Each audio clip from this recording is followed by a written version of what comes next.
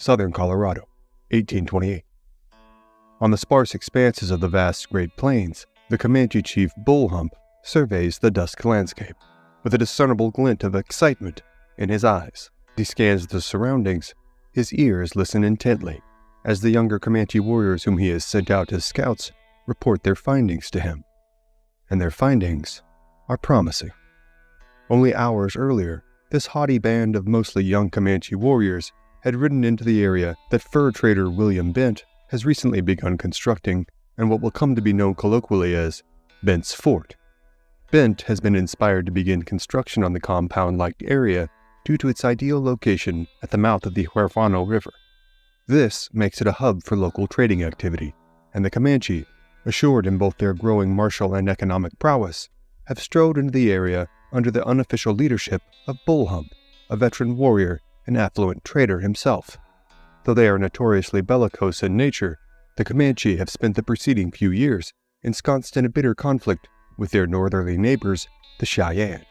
Though it is generally proffered that the Comanche were relegated to the vast expanses of the southern plains that encompass the area from present-day northern Mexico to Kansas, it is argued by George Bird Grinnell in his work, The Fighting Cheyenne, that their area of influence, and very likely their area of occupancy during the 1820s, was far wider than understood by present-day ethnographers. He writes, "When the Cheyenne began to work west and southwest from the Missouri River, they found the country occupied by the Kiowas, and the people whom they call, when they are in the mountains, the Shoshone, and on the plains, Skiskini wo Istaniu, or Snake People, the Comanches."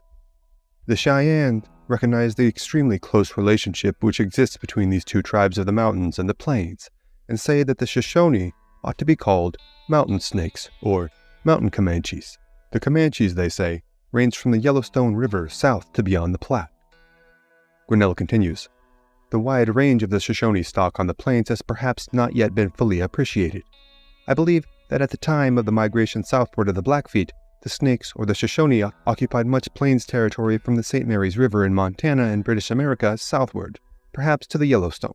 As late as 1840, the mountain Shoshone used to make their war excursions out on the plains of the north, and a war party of them once came as far south as Bent's Fort, where, during a quarrel arising from their insistence that they should be admitted within the fort at an inopportune time, one of them was killed. Some of the writers on the Plains tribes seem not to have understood the close relationship of the Shoshone and the Comanche, and persons who are not aware that the Comanche were reported in the 18th century as ranging in Texas and Mexico perhaps have not realized that people of the same blood and speaking the same language may have lived at the time on the northern plains under another name. A realization of that fact may serve to clear up some apparent confusions. I believe in the matter of the relationships of the tribes who lived about him, the Indian was a much better ethnologist than the early trapper, trader, or missionary who wrote books upon the West, which he had just ventured into, and whose people and products were absolutely new to him. Though the exact date of the first conflict between the Cheyenne and the Comanche is unclear, the reason behind their conflict is, for the most part, easily discernible. This area of the southern plains is not only a central locale for several valuable trade routes, it is a prime territory for the massive buffalo herds whom most plains tribes depend on nearly entirely for their sustenance and survival. By the mid-1820s, countless bloody, tragic, and terrible atrocities had been wrought on both sides of the conflict in the interest of expansion and, just as significantly, retribution. Now, believing their hated enemy to be somewhere near this current location, Bull Hump and his warriors have spent the entire afternoon scouring the area in search of any sign that the Cheyenne might be present. Assured that their enemy is somewhere within the immediate vicinity, Bull Hump and several of the more experienced warriors questioned William Bent as to when he had last seen the Cheyenne, and from which direction they had come. Bent, doubtless at least slightly intimidated by the potential consequences of his answer, responds that he has seen a sizable party of Cheyenne a few days earlier, coming from the northeast. Bull Hump and his cohorts now confer on the best course of action to follow. They all agree that the opportunity to execute a surprise raid on their hated enemy is one that is all but impassable. Not only is there the opportunity for blood debts to be settled, but the economic prize presented by the Cheyenne's sizable horse herd renders their village an irresistible target to the Comanche warriors. After the sun has finally set, a small group of scouts is sent out to determine the exact location of the Cheyenne village. Operating under the cover of darkness, the men soon return, reporting that the village lies only a few miles down the tributary of the Platte River known as Bijou Creek. The camp is too large to merit a head-on attack, a strategy that would lead to needless Comanche deaths. Thus, it is decided that their focus will be on absconding with the sizable horse herd the Cheyenne village has at its disposal. As alluded to in his work Empire of the Summer Moon, author S.C. Gwynn adroitly likens the theft of horses in the Old West to the act of stealing thousands of dollars from a modern-day ATM in one fell swoop. Their intentions now set, the full party of Comanche raiders moves out sometime after midnight, slipping silently across the prairie and creek beds until arriving at the Cheyenne village. Without hesitation, the experienced warriors sneak into place, surrounding the horse herd while taking care not to alert the young Cheyenne boys charged with being on watch. In short order, the air is filled with Comanche war whoops, and hundreds of frightened Cheyenne ponies now charge away from the village, their stampede being directed by strategically placed Comanche cutting off their potential escape routes. Soon, Bull Hump and his proud band of Comanche are themselves back in camp, now surrounded by their newly begotten horse herd, and assured that the Cheyenne, now all on foot, have no means with which to pursue them. But, unbeknownst to Bull Hump and his warriors, and to William Bent for that matter, the legendary Cheyenne chief, Yellow Wolf, has been away from the large village with a sizable contingent of young warriors. They have been out gathering wild horses, vestiges of the larger population of horses that have been continually working their way northward via trade and migration. Though it is the middle of the night, the warriors are eager to make their way home and intend on arriving near dawn. As they move, one of the warriors near the front of the herd rides back towards Yellow Wolf. He reports that the men at the front all concur that they smell the distinct aroma of burning buffalo chips. The chips, made of dried buffalo dung, are the main source of fire fuel on the timberless plains, and the smell of their smoke is indicative that another tribe is in the area. A contingent of Cheyenne scouts is sent out to investigate, and they return in short order to report that they have found an encampment of several Comanche warriors in possession of what the Cheyenne recognize to be their own horse herd. Yellow Wolf directs a portion of his men to stay with the horses they currently have, while he leads the majority to cut off the Comanche's egress southwards onto the plains. The Cheyenne follow their scouts back to the site of the Comanche camp, where Bull Hump and his warriors are resting until daybreak before moving their herd of stolen horses again. Yellow Wolf now brings his men to a halt, and directs them to wait until daybreak before making their charge upon the Comanche camp.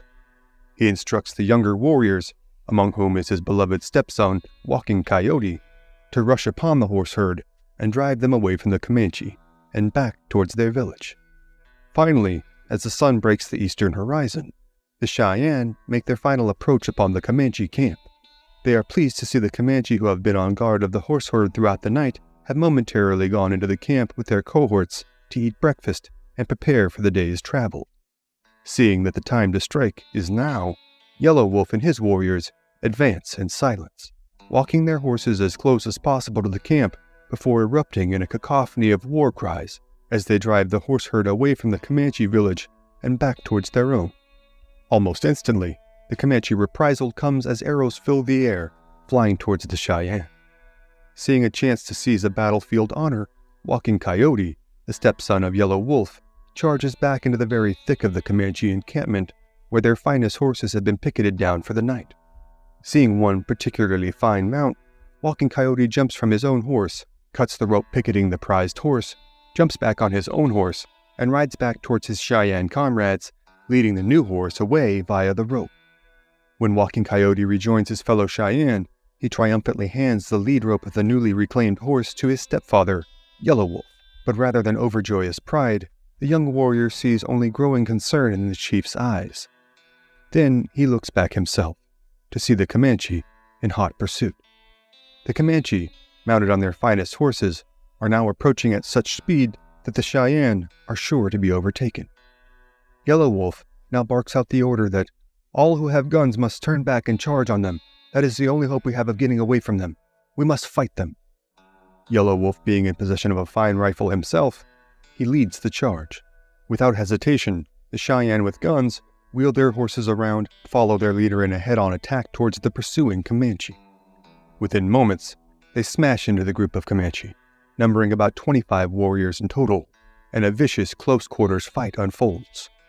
Yellow Wolf rides up next to a Comanche warrior, sticks the barrel of his rifle into the warrior's ribcage, and expels the man's innards in a torrent of viscera as he falls to the ground with a thud. Walking Coyote, riding close behind, counts coup on the fallen warrior. As more Comanche begin to fall, a retreat is made, and the pursuing force returns to their cohorts at the main Comanche camp, from which a full retreat is made. The dead Comanche are summarily scalped, and Yellow Wolf affixes the hair of the warrior he has killed on the end of his rifle barrel. The Cheyenne ride back into their camp to the great surprise and adulation of their kinsmen, wives, and children. The Cheyenne camp, awash only hours before in hopelessness, is now a sight of great revelry, as the people have gained back not only their stolen horses, but the newly gotten wild horses and the Comanche mounts as well. In 1840, a peace would be made between the Cheyenne and the Comanche, and Bull Hump would recall the raid and explain that he and his warriors had believed, quite rightly, the Cheyenne would be heading back to their camp, and seeing as how the Cheyenne camp was now a far more formidable target, they had chosen to fight another day. Such was the way of warfare on the plains, a highly mobile, fluid, and violent affair with battles that took place countless times throughout history, the vast majority of which have gone unrecorded. And while you can rest assured that there are many other accounts of intertribal warfare on the open plains, those, for tonight, are other stories for other times.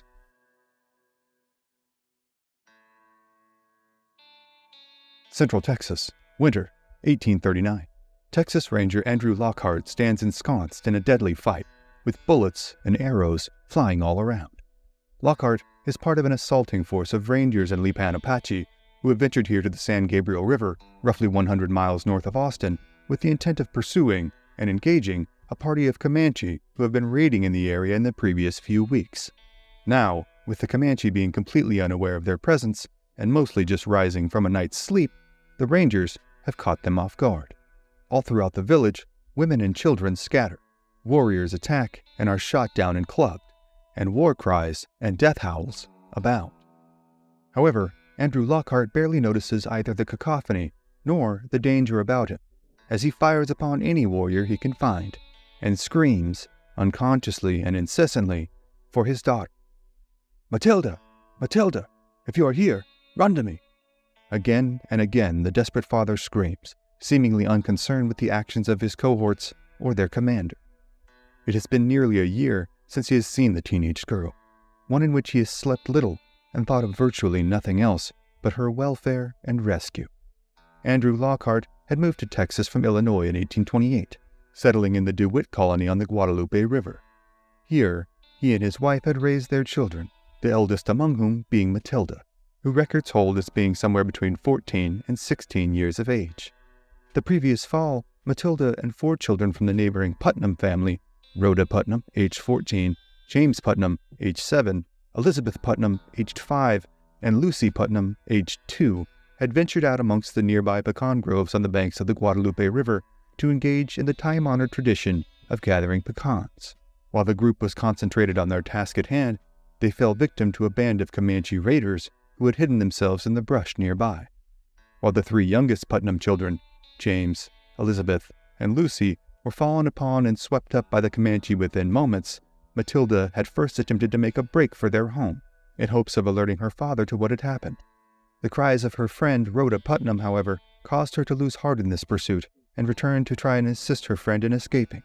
This fateful decision resulted in both of them being captured, and within minutes, all 5 of the terrified and crying children were strapped to the back of Comanche ponies. The party of Comanche and captives then made their way due west at top speed, traveling long and hard on the ever more sparse and unforgiving landscape. As they traveled, rescue efforts were already being organized, though to little effect. When the Putnams and Lockharts met later that day, both families in virtual hysterics over the state of their missing children, they found there to be frustratingly few options for retribution at their disposal. Though they certainly desired to pursue the Comanche immediately, doing so would leave the family members left behind in danger of a second attack. They would need assistance.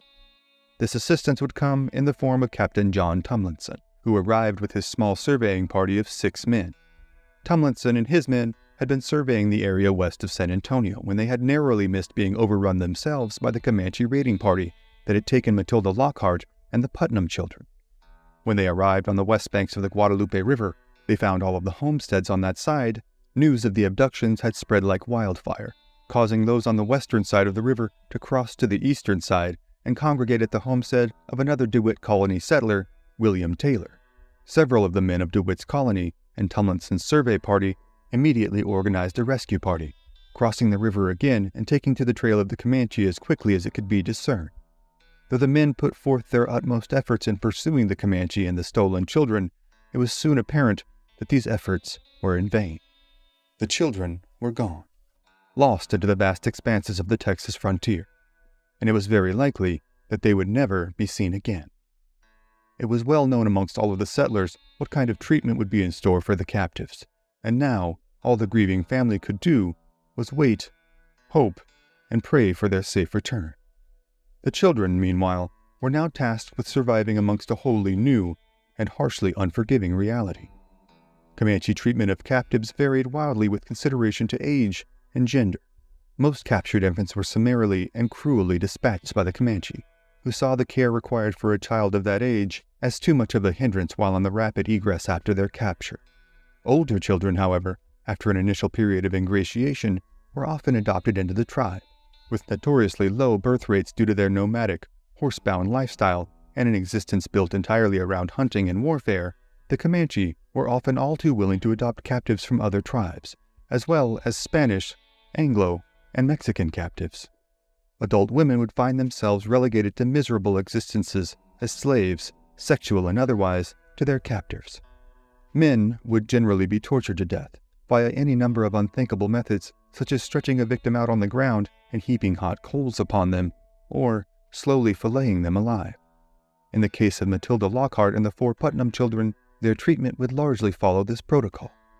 The 3 youngest Putnam children, James, Elizabeth, and Lucy, were quickly adopted into the tribe, where they would live for many years. Rhoda Putnam and Matilda Lockhart, however, were afforded no such kind treatment.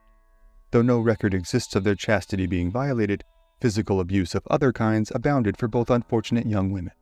They were routinely made to travel from 50 to 75 miles a day on horseback over rough territory, forced to do the dirtiest jobs in camp, such as tanning hides and carrying water, and routinely tortured via beatings and burnings. While his daughter endured the hardships of life as a prisoner amongst the Comanche, Andrew Lockhart was left with the unenviable task of caring for his wife and remaining 8 children while attempting to keep abreast of any search parties being formed, or recent news of his daughter's whereabouts.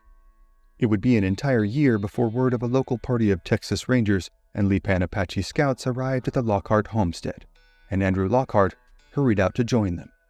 The Rangers were in pursuit of another raiding party of Comanche, who had again spent the preceding months incessantly raiding and killing the Texan homesteaders. Captain William Mosby Eastland had mustered 30 men from the nearby town of LaGrange, while another force of 30 men had been assembled in Bastrop, with this force being led by Ranger Noah Smithwick. The Rangers and their Lipan Apache scouts, longtime enemies of the Comanche, all rode under the overall command of Colonel John H. Moore, a veteran of the Texas Revolution and prominent leader in the Battle of Gonzales. Indignant at the personal and collective toll the Comanche raiding parties have exacted upon them over the previous weeks, months, and years, the heavily armed party then made its way north to the San Gabriel River. Though the weather was cold and sleeting, and conditions seemed only to worsen with every passing hour, the party remained resolute in pursuing their quarry. The Lipan Apache scouts, exemplifying extraordinary endurance and courage, ventured miles out ahead of the main body in order to reconnoiter the surrounding area. They initially reported the camp as being further south on the San Gabriel River. However, upon reaching the location, the Rangers and scouts found the Comanche had moved their camp. The following is an excerpt from Noah Smithwick's personal accounts of the events, taken from his memoirs entitled The Evolution of a State. When we reached the point at which the Lipans reported the camp, the Comanches had moved, leaving a trail leading upstream. We followed on up on the head of the San Gabriel, where we were now taken by a storm of snow and sleet, which was so severe we were obliged to take shelter. We made for a grove of post oaks on the divide between the San Gabriel and the Colorado, in the shelter of which we struck camp. The storm continued with increasing cold. Some of the horses froze to death, and the Indians, loath to see so much good meat go to waste, ate the flesh. During their tedious and blustery day, a rifle which had been leaned up upon one of the post oak trees fell to the ground and discharged. One of Captain Eastland's rangers, a young man whose name has been lost to posterity, was tragically struck in the torso by the errant shot and gravely wounded. Finally, after 3 days of enduring freezing temperatures, snow, and the rapidly declining health of their comrade, the conditions cleared sufficiently for the men in the camp to move out. Smithwick's account continues. Our men had constructed a rawhide boat and started our wounded man down the Colorado in charge of 2 comrades. The poor young fellow, whose name I do not now remember, died on the way down and was buried in the sand. We saddled up and started for the Comanche camp, going up within a few miles of the place when we halted and lay on our firearms, while Malcolm Hornsby, Joe Martin, and 2 Lipan went forward after dark to locate the exact position of the camp. On their return, they reported a much larger camp than the Lipans previously reported. Disconcerted by the unexpected intelligence, Colonel Moore rather demurred to attack, but we had come out to hunt a fight and were willing to take the responsibility. One big, rough fellow said he did not care if there were 1,000 of them, if there were horses enough to justify the fight. When within a mile of the camp, we dismounted and tied our horses. We then crept up upon the sleeping Indians, who were not dreaming of an attack. As soon as daylight gave us the exact situation of the camp, we made a rush for it, pouring a volley right into the lodges. Taken completely by surprise, the savages bounded from their lodges and scattered like partridges. Our men rushed right in among the lodges, the women and children screaming, dogs barking, men yelling and shooting, in a moment transformed the peaceful scene on which the day had just but dawned into a pandemonium. In this pandemonium, Andrew Lockhart now rushes about the village, desperately crying out for his lost daughter.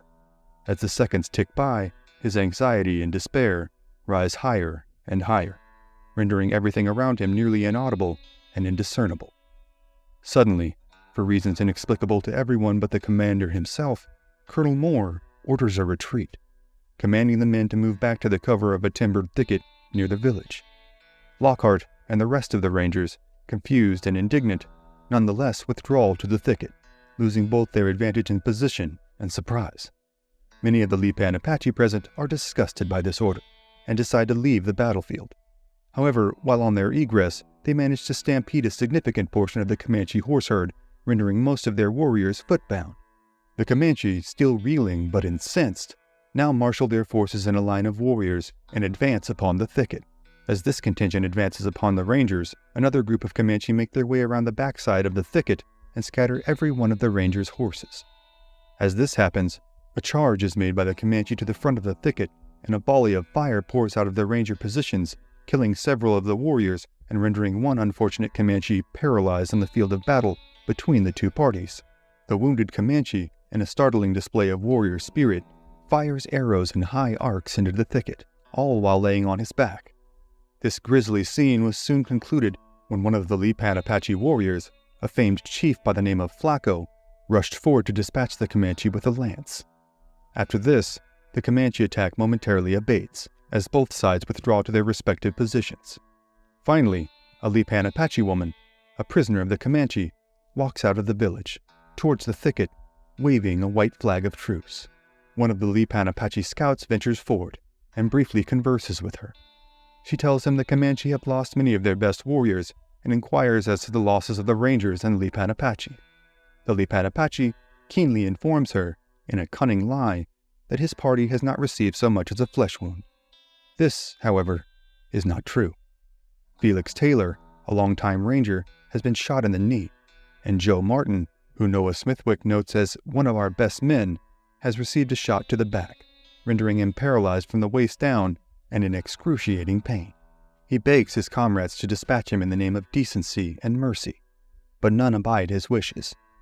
Martin then insists that he be given a pistol so that he may end his own suffering, but is told only to, quote, bear up bravely, and that he would be returned home.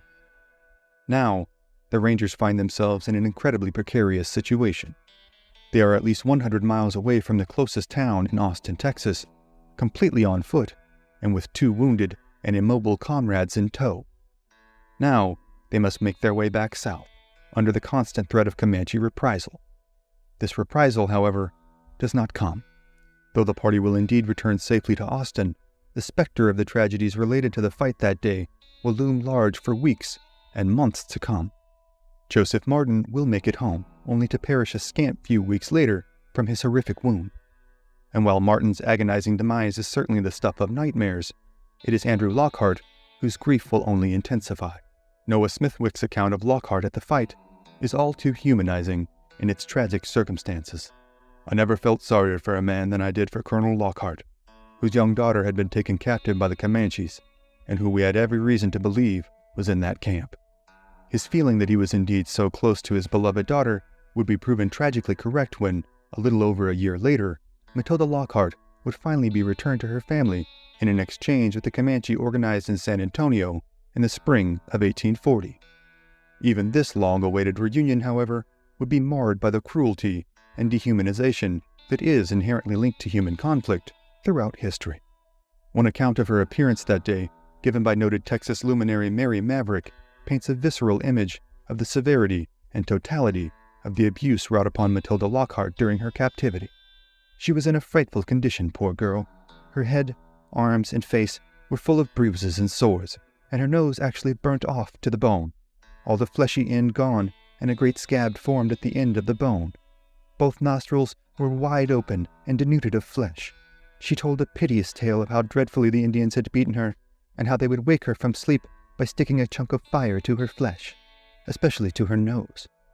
Ah, it was sickening to behold, and made one's blood boil for vengeance. All of the Putnam children would eventually be returned, largely against their will. Even Rhoda, the teenage girl who was roughly the same age as Matilda, would go on to marry a chief and was loath to return to Anglo society. Matilda's return, however, would spark one of the most violent, calamitous instances in the history of the Old West, in what would come to be known as the Council House Fight, a veritable bloodbath in which Comanche were hunted down in the streets of San Antonio. In response to this, the settlements surrounding San Antonio and Austin were besieged for weeks by some of the most horrific attacks the Texans had seen yet. In the scope of Texas history, these events would mark only the early stages of what would become a decades-long war for the Lone Star State. We here at HOKC have covered some of these events before, and you can find links to our videos on the Council House Fight as well as the Battle of Plum Creek in the description below. But the countless other tales of terror, tragedy, cunning, and courage are, for tonight, other stories for other times.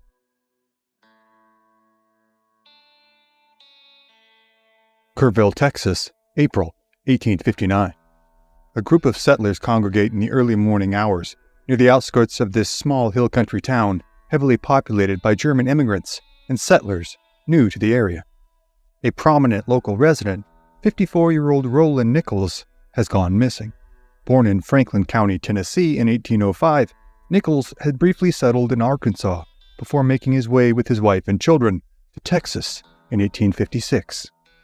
He has not been seen by friends or neighbors since the previous morning, when he ventured out on what was meant to be a short-tenured and otherwise routine turkey hunt. In these oak-strewn rolling hills, intermittently cut from west to east by a series of cool-water rivers, the land is bountiful and ripe for hunting, fishing, and farming. For many of the settlers, these lands lying west of San Antonio and Austin are nearly unbelievable in their idyllic potential and providential bounty. But, as is so often the case in the Old West, the idea of a scenic homestead ensconced in a beautiful meadow is one that is indeed too good to be true. Though the American settlers are new to the area, it has long been a source of contention between its native inhabitants. Most recently, it was the Apache who had called this area home. But in the preceding centuries, this area of Texas had been ground zero for one of the most horrific wars ever fought on American soil, in which the Comanche had sought to all but outright exterminate the Apache. The few Spanish missions that were able to solidify any sort of presence north of San Antonio had been beseeched by Apache survivors of Comanche raiding to provide them with protection from tormentors. For decades, Apache men, women, and children were subject to brutal, unbiased violence at the hands of Comanche raiders, eager to both take over this valuable territory and to drive their enemies from it. The Spanish, too, were largely unable and unwilling to weather the ferocity of the incessant Comanche raiding. After a series of relatively short-lived attempts at expansion northward, they eventually retreated southwards themselves rather than continue to endure the violence. By this time in the 1850s, the settlers of most towns in this area are largely composed of German immigrants and settlers like Roland Nichols and his family, transplants from states largely in the southeast, such as Tennessee, Alabama, and Arkansas. Though they are new to the area, the problems they face are the same as those of their predecessors. For decades now, full moons have been dreaded all over the Texas frontier, as these were the nights when Comanches most often seemed to conduct their raids. Most settlers who have inhabited this area for more than a few months have already been inundated with tales of wanton Comanche brutality that were unlike anything most of them had ever heard of. Roland Nichols had, however, remained steadfast in his desire to stake his claim in the area. He had, in fact, been elected county commissioner and had a reputation about Kerrville as a trustworthy man and an upstanding citizen. Though the danger of Comanche raids is certainly a very real and very pertinent threat, it is not uncommon for local men to venture out into the countryside in search of game, fowl, fish, or errant livestock. As Nichols had ventured outside his door this very morning, the surrounding countryside had seemed so placid and inviting that he deemed it an absolutely impassable opportunity for turkey hunting. Though he was certainly aware of the dangers that could be held in the countryside, perhaps even more so than most given his seat as county commissioner, he had deemed the venture safe. The site he intended to hunt was little over a mile away. He was amply armed to defend himself, and there had been no reports of raiding in the area in the last few weeks. Nichols had taken his double-barrel shotgun, a small supply pouch, and his hunting knife, and set off early that morning, bidding his wife and children a cheery farewell, assuming that he would see them again in a matter of hours. But by dusk, there was still no sign of him. His wife had become alarmed and notified their neighbors. A search party of local men had quickly been assembled, but not before nightfall. Thus, the group has been forced to wait until now, as their collective silence speaks volumes to their hopes of actually finding their friend and neighbor alive.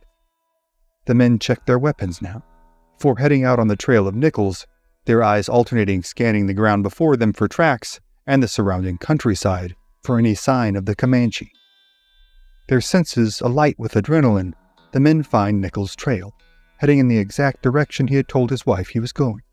For roughly a mile, nearly the entirety of the journey to Nichols' preferred hunting site at the mouth of the ravine, the men are able to discern Nichols' boot-heeled tracks with little issue. Then, just before reaching the mouth of the ravine, they come across several sets of softer, rounder imprints of Comanche moccasins. How many exactly, they cannot be sure, but it is evident from the tracks that they have managed to stay just behind Nichols and out of his direct line of sight. Suddenly, the boot-heeled tracks now turn a drastically different direction, now headed due east and away from the mouth of the ravine. The round impressions indicated the footsteps of his pursuers now follow suit, with the two sets of tracks drawing nearer and nearer as they head towards a nearby tree. As they approach the tree, the party is met with a sight that is, at first, inexplicable. From a distance, it seems as though some wild animal has marked the tree by stripping its bark off in a nearly perfect ring, encircling the tree about 5 feet off the ground. However, try as they might, none of them are able to recall any sort of animal in the area that would be capable of leaving such a mark at such a height. It is only as they follow the tracks of Nichols and his pursuers that they are able to discern, at least to some extent, what exactly has transpired. The tracks, both Nichols and his pursuers, encircled the tree several times, in some cases doubling back on each other. Evidently, as Nichols had circled the tree in an effort to evade his pursuers, he had inadvertently gripped the tree trunk so tightly that the bark had been peeled off as he ran.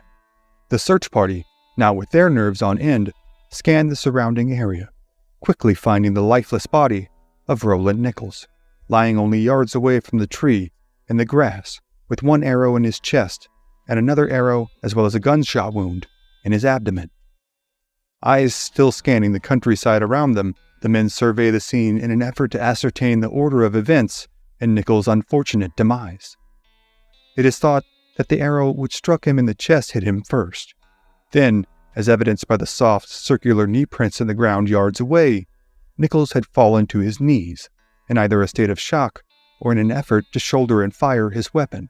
The bullet and arrow lodged in his abdomen had both initially struck his left arm, before penetrating his left side in wounds scarcely an inch apart. In a final effort to evade his pursuers, Nichols had again risen from his knees and ran as far as he could before succumbing to his wounds. Nearby, half buried in the dirt, is Nichols's shotgun, still fully loaded. Nichols's body is taken by his friends and cohorts back to the town of Kerrville, where he is laid to rest beneath an oak tree on his property. Today, it is known as Nichols Cemetery, still located just outside of Kerrville, Texas. However, while the incidence of another life lost in the struggle for the much vied-for territory of Texas is certainly a tragedy, the death of Roland Nichols soon raises several questions. It is unrecorded whether the body was found scalped or unmutilated apart from injuries, but a lack of any such degradation would not be in keeping with typical Comanche practices. Also to be considered was the loaded weapon left buried in the dirt. Again, typically, Comanche warriors would be loath to leave behind such an item of value and prestige. Though no formal legal allegations are ever brought forth, it is whispered amongst several townspeople in Kerrville that something seems amiss in the death story of Roland Nichols. Theories began to circulate that perhaps a group of locals had an issue with Nichols as commissioner, or wished to kill him in an effort to necessitate his widow portioning out his roughly 1,700-acre tract. Even the realistic possibility of this being the case is demonstrative of the multidimensional nature of the dangers of life on the Texas frontier. In a land devoid of governance and law enforcement, the threats to one's life were not simply relegated to individuals of different races, cultures, or backgrounds. Just as the ruthless nature of frontier expansion dictated the countless atrocities wrought upon the Apache by the southward sweeping Comanche, there are countless instances in Texas history in which landowners were threatened, harassed, and even outright murdered by any number of outlaw bandits who terrorized Texas settlements for decades. Whether Roland Nichols' macabre death came at the hands of conspiring fellow citizens or indignant Comanche raiders will never be known. However, his grave still lies there today, underneath the old oak tree that he so loved in life. But the tales of brutal killings on the Texas frontier, not to mention the countless conflicts between the encroaching settlers and the indigenous peoples, are too numerous to cover here in one episode. For tonight, they are other stories for other times.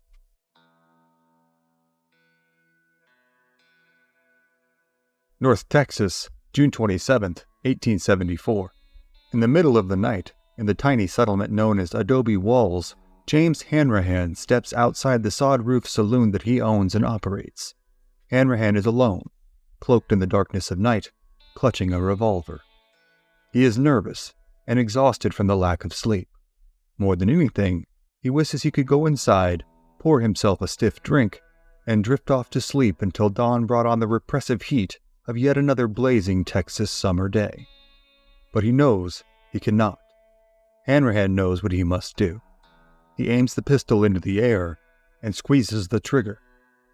The tiny settlement, comprising only 4 buildings, is soon suddenly awash in activity as the remaining 27 men present, who are mostly recent arrivals, tired after their long journeys, are snapped out of their long-awaited slumbers to the report of the pistol. The shot sails harmlessly skyward as Hanrahan hurries back into his saloon and tucks the weapon away. As the small crowd of inhabitants who are making Adobe Walls their temporary home gather outside, questioning what the source of the loud noise was, Hanrahan stumbles back out of his sod-roofed establishment, breathlessly informing them that the noise has come from the cracking of a ridgepole that holds up the heavy sod roof of his building. This, if it were true, is a serious problem, as the ridgepole provides critical structural integrity to the primitive building by essentially holding up its heavy sod roof. This is a relatively common occurrence in the Old West, and the men know that a cracked ridgepole will have to be taken out and replaced immediately. As compensation for their efforts, the bartender offers up free drinks for all those pitching in to help. As the hours drag by and the men labor and drink, Hanrahan continually casts nervous glances outside the door. He knows the ridgepole is not, in fact, cracked. He knows that in the dimly lit building, in the middle of the night, it will be hard for even experienced repairmen to spot a small crack in the sizable ridgepole. Hanrahan's intentions are not to oversee any actual repairs, but simply to keep the men encamped here at Adobe Walls awake. He has received reports in the preceding days from informants that he keeps in the territory of a large war party gathering nearby, and, not wanting to drive away any of his business, has chosen not to share the reports with anyone else present. Out here on the open Texas plains, Hanrahan justifies to himself, reliable patronage is such a rarity that withholding news of an attack in order to ensure a steady flow of income is simply the cost of doing business. Aiding in Hanrahan's self-justification is the fact that his clientele are not exemplary of the typical American citizen at the time. Even amongst the rebellious and rowdy population of Texas, the regulars who indulge themselves in gambling and hard liquor at his establishment are rare in their capacity to endure danger and violence. His clientele, and the bulk of the not quite 30-strong population of Adobe Walls, is composed of buffalo hunters and skinners, otherwise known as hidemen. They are an unusually hardened and hardy lot, born from the boom in demand for buffalo hide. This boom has come after enterprising tanners on the East Coast developed a way to soften the hide so that manufacturers found it suitable, and in many ways ideal, for making everything from boots to coats to the leather straps used in the machinery now becoming ubiquitous in major urban centers with the advent of the Industrial Revolution. The buffalo hunters, who had once been employed by local army forts to harvest the mighty beasts for their meat to feed their troops, have, over the last several years, blossomed their grisly trade into its own industrialized operation.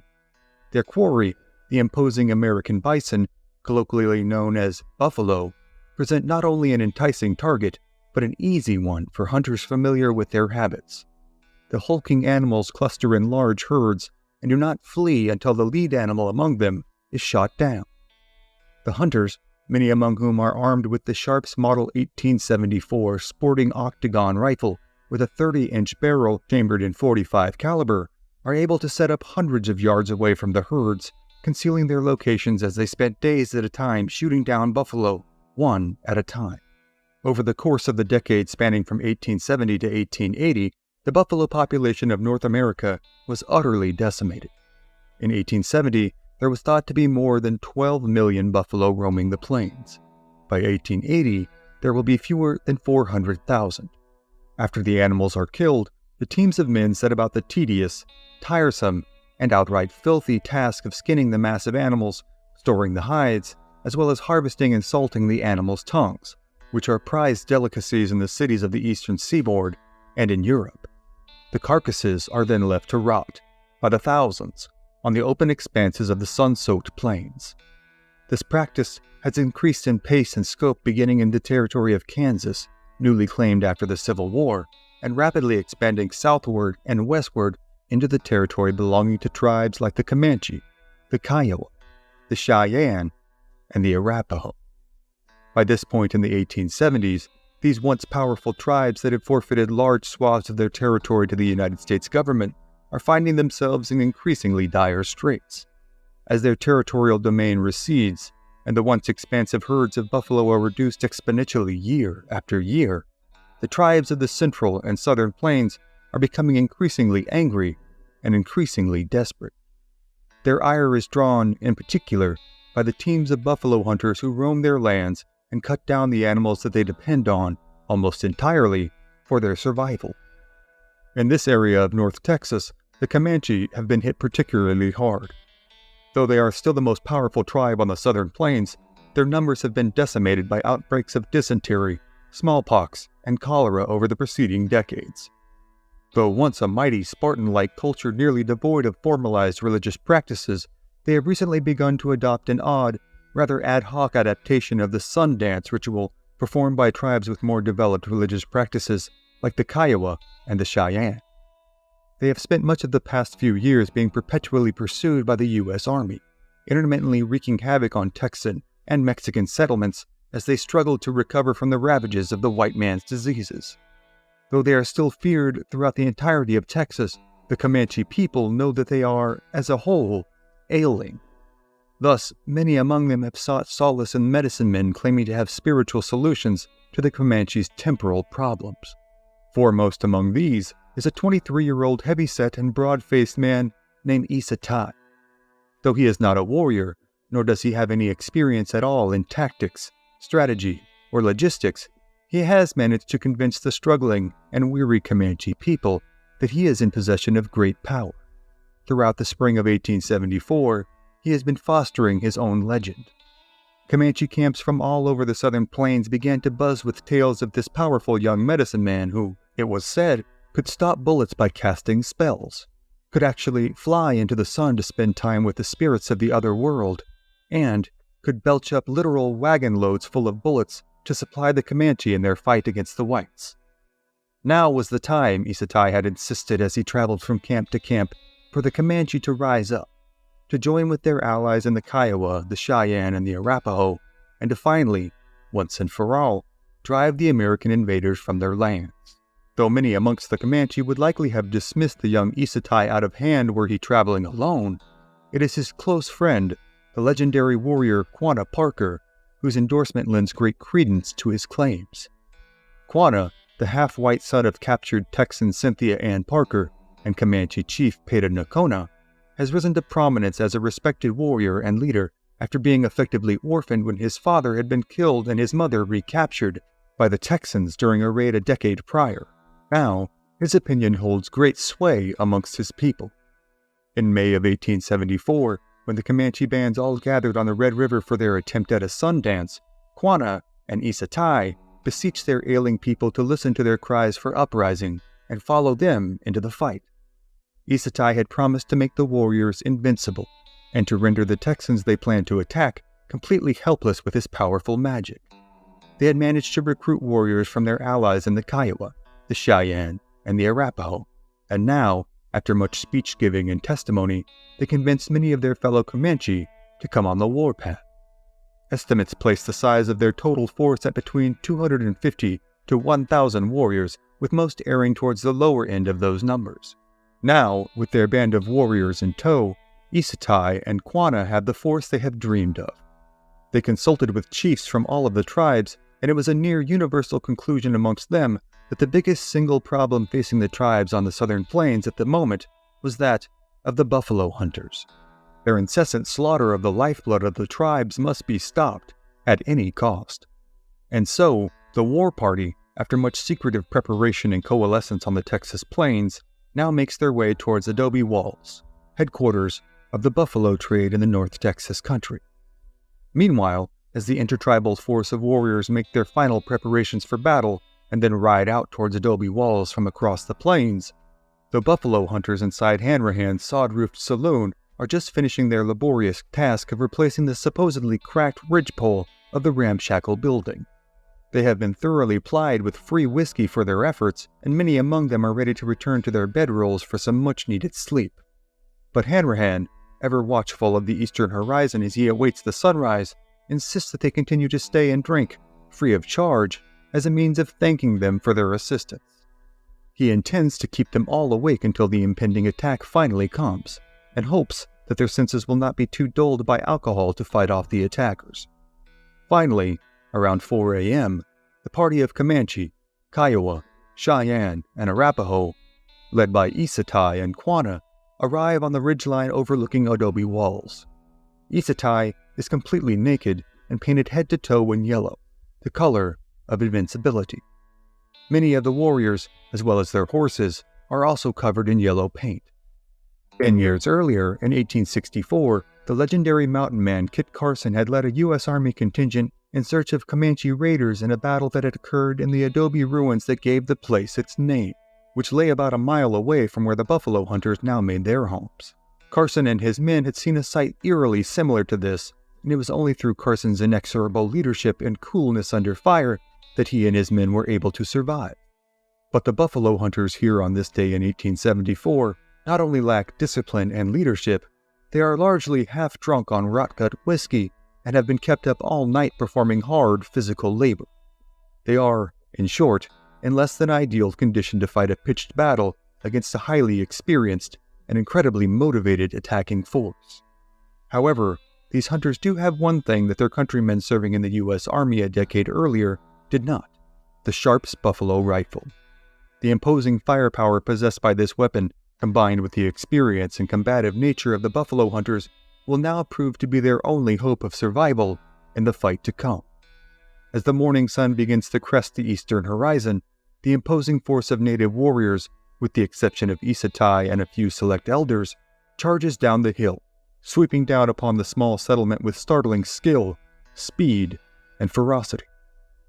William Dixon, a 23-year-old buffalo hunter who had come to Adobe Walls from Leavenworth, Kansas, by way of West Virginia, gives the following account of the initial morning charge. "There was never a more splendidly barbaric sight, and after years I was glad I had seen it. Hundreds of warriors, the flower of the fighting men of the southwestern plains tribes, mounted upon their finest horses, armed with guns and lances, and carrying heavy shields of thick buffalo hide, were coming like the wind.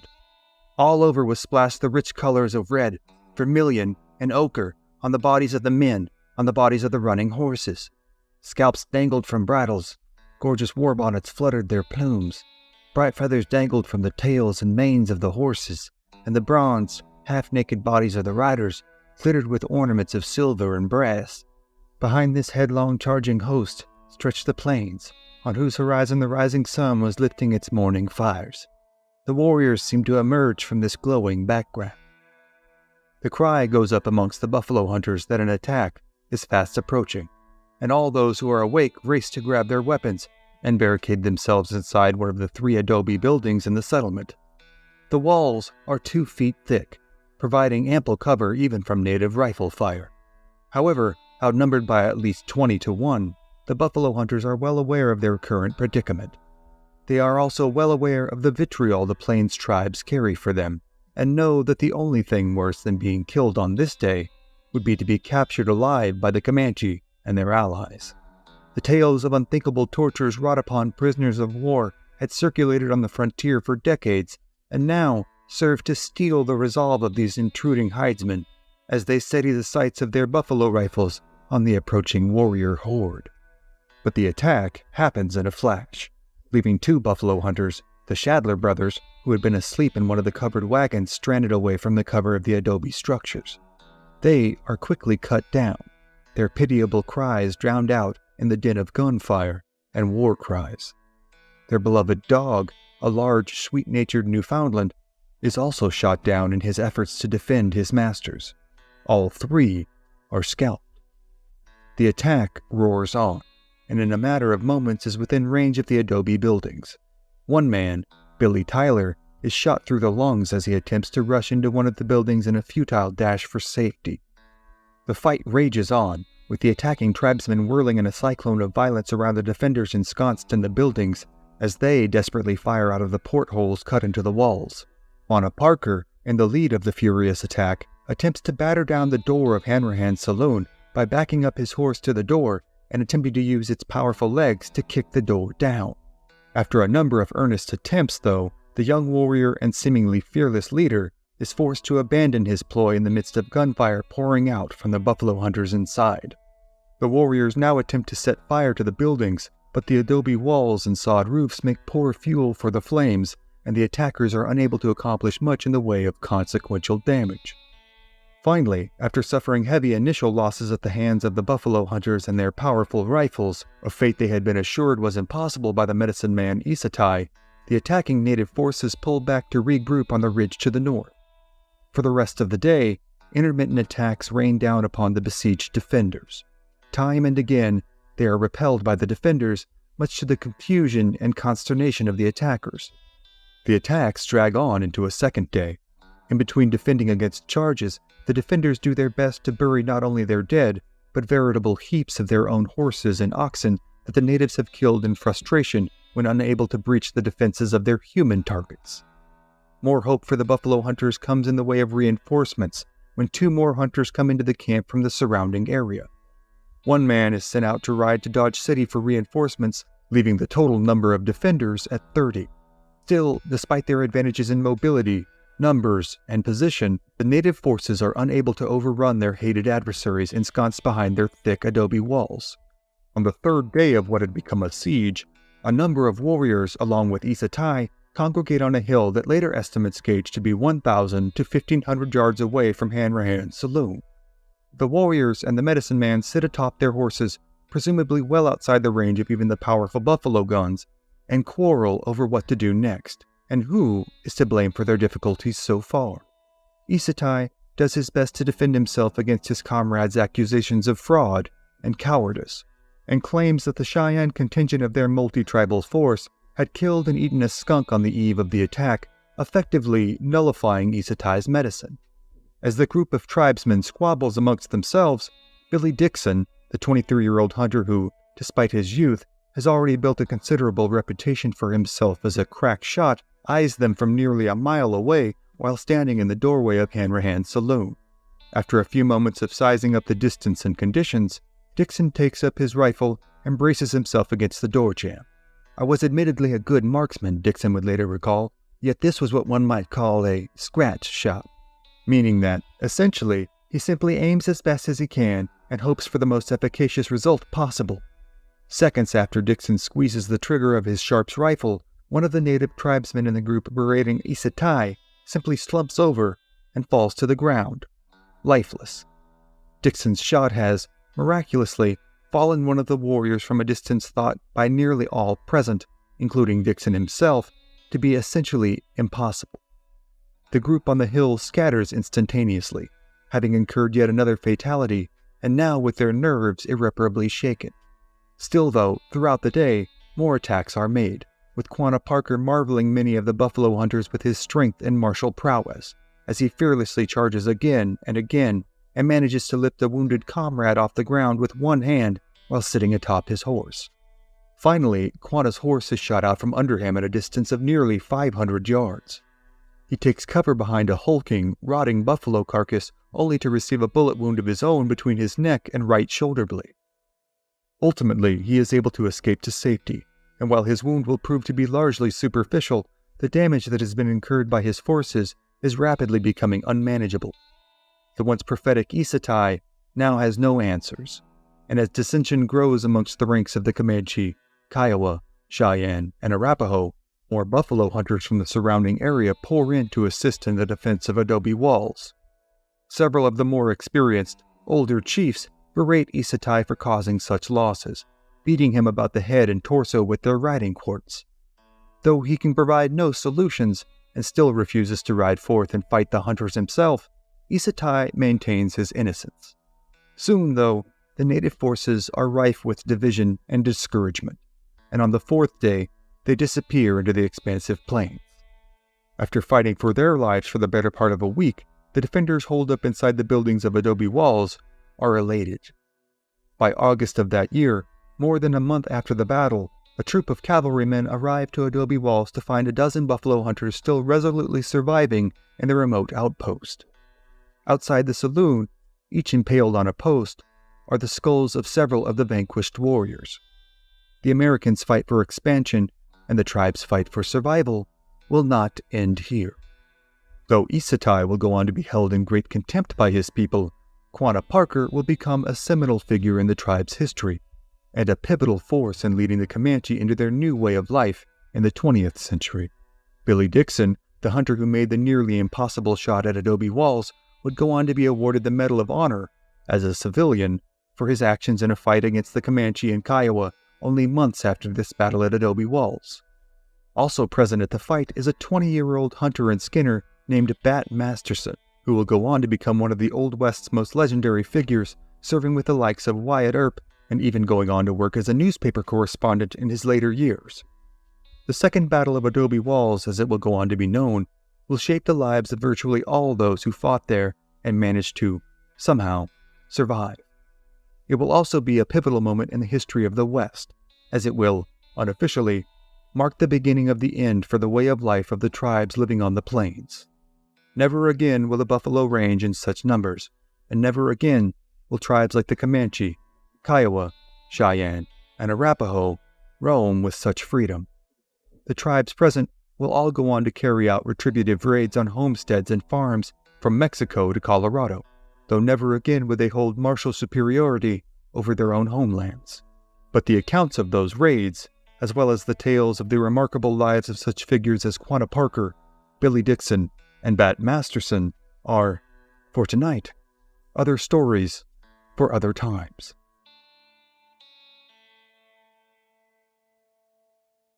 Fort Colorado, Texas, late March 1837. As a full moon illuminates the hill country and prairie lands that surround them, a small contingent of Texas Rangers while away the cool spring evening, ensconced in conversation, card games, and the whine of the fiddle being played by Ranger Noah Smithwick. The more senior veterans of this ad hoc frontier force regaled their younger comrades with stories of past fights with, and narrow escapes from, the fearsome, venerable Comanche. The Rangers' very existence and their presence at this fort located in what is now southeast Austin is the product of Texas's ongoing fight against the ruling lords of the Southern Plains. The Comanche have spent the previous century clearing nearly the whole of Texas of any peoples who sought to oppose their claim to these valuable lands. It had first been the Apache, then the Spanish, then the Mexicans, who had suffered the brunt of Comanche raiding and warfare. Innumerable times, in just the preceding few years, entire families had been laid waste. The men killed outright were subjected to vicious torture killings. The women and children taken prisoner and oftentimes either killed themselves or subjugated to a life of slavery. The Comanche, once a downtrodden people, relegated to the hinterlands of the Northern Rockies, had risen to prominence with the acquisition of the horse in the 17th century. Though many tribes had been the beneficiaries of the diaspora of horses onto the open plains following the Pueblo Revolt of 1680, it was the Comanche in particular who had taken to the animal with a seemingly intrinsic, inexplicable ease. Their penchant for horsemanship and capabilities as a mounted raiding and warfare machine had rapidly become the stuff of gruesome folklore across all of Texas. And for generations now, military forces, including the likes of the Spanish and Mexican army, had tried, and failed, to stem the tide of Comanche violence. The Texas Rangers had been officially formed in 1823 by Stephen F. Austin, eventual namesake to the now capital city, in hopes that the ranging companies could provide both a territorial patrol and a sort of quick reaction force to respond to raiding in the area. In the ensuing 14 years, the Rangers have met with varying degrees of success and faced numerous setbacks and challenges in regards to both manning and arming their forces. At this point in 1837, just after the Texas Revolution, the entirety of the Texas frontier comprises the very bleeding edge of westward expansion from America. The pay for a prospective ranger is low, and the likelihood of a grisly demise at the hands of his enemy is comparatively high. They are armed with single-shot rifles and pistols against an enemy capable of unleashing several arrows a minute from a rapidly oncoming cavalry charge. Still, though they have at times seen casualty rates as high as 50%, the Rangers have proven thus far to be the only consistent, even marginally effective force against the Comanche. Still, these men inside Fort Colorado largely count themselves fortunate to have found such a vigorous, violent profession. However, on this night, most of them have resigned themselves to a restful, placid evening. But just as some of the men are about to turn in for the night, one of the Rangers on guard duty spots the flickering light of a campfire a few miles west up the Colorado River, on a high knoll overlooking a popular crossing spot near today's Lamar Boulevard. This is, to say the least, an unusual sighting. In such hostile territory, travelers of any kind, be they native, Texan, American, or Mexican, generally avoided illuminating their positions with campfires. Doing so was, oftentimes, inviting an ambush from the dreaded Comanche. However, as the ranger studies the spectacle longer, he begins to see shadowy figures, dancing back and forth in the flicker of the light. He reports his findings, and many among the men concur that the only party of warriors who would be so bold as to strike a campfire in the middle of Comanche territory would be the Comanche themselves. Even from afar, it is clear that this band of warriors is unconcerned with their own safety, believing themselves to be all but untouchable inside the confines of their rightful domain. Now, the conversation amongst the Rangers shifts to whether or not an immediate attack should be made. The officer in charge, a veteran ranger by the name of Captain Andrews, confers with some of the other veterans, all of whom argue for advancing upon the Comanche immediately. Charged with the safety and well-being of his men, however, Captain Andrews is momentarily reluctant to order his men outside the walls of the fort, considering the risk of a night movement and surprise attack on an enemy force of unknown strength. His veteran rangers, however, offer a simple and straightforward solution to this quandary by insisting that Captain Andrews need only ask for volunteers. Seeing this as a suitable compromise, Captain Andrews asks for volunteers and is roundly met with several rangers ready to depart at once. These men double-check their weapons, load themselves with as much lead shot and gunpowder as they can carry, and mount their trusted war horses before riding out of the gates and into the dark of the hill country night. Leading the volunteers is 2nd Lieutenant Wren, another veteran ranger. In total, there are 15 rangers now making their way through this precarious country under the cover of night. Adding to the ominous affair of this occasion, storm clouds soon roll in, further darkening the night sky.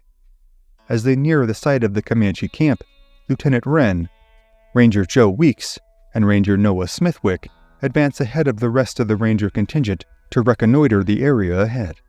This task, simple enough on its face, becomes an hours-long endeavor that consumes the remainder of the night, as the rangers literally inch forward on their bellies through the brush and tall grass towards the Comanche camp.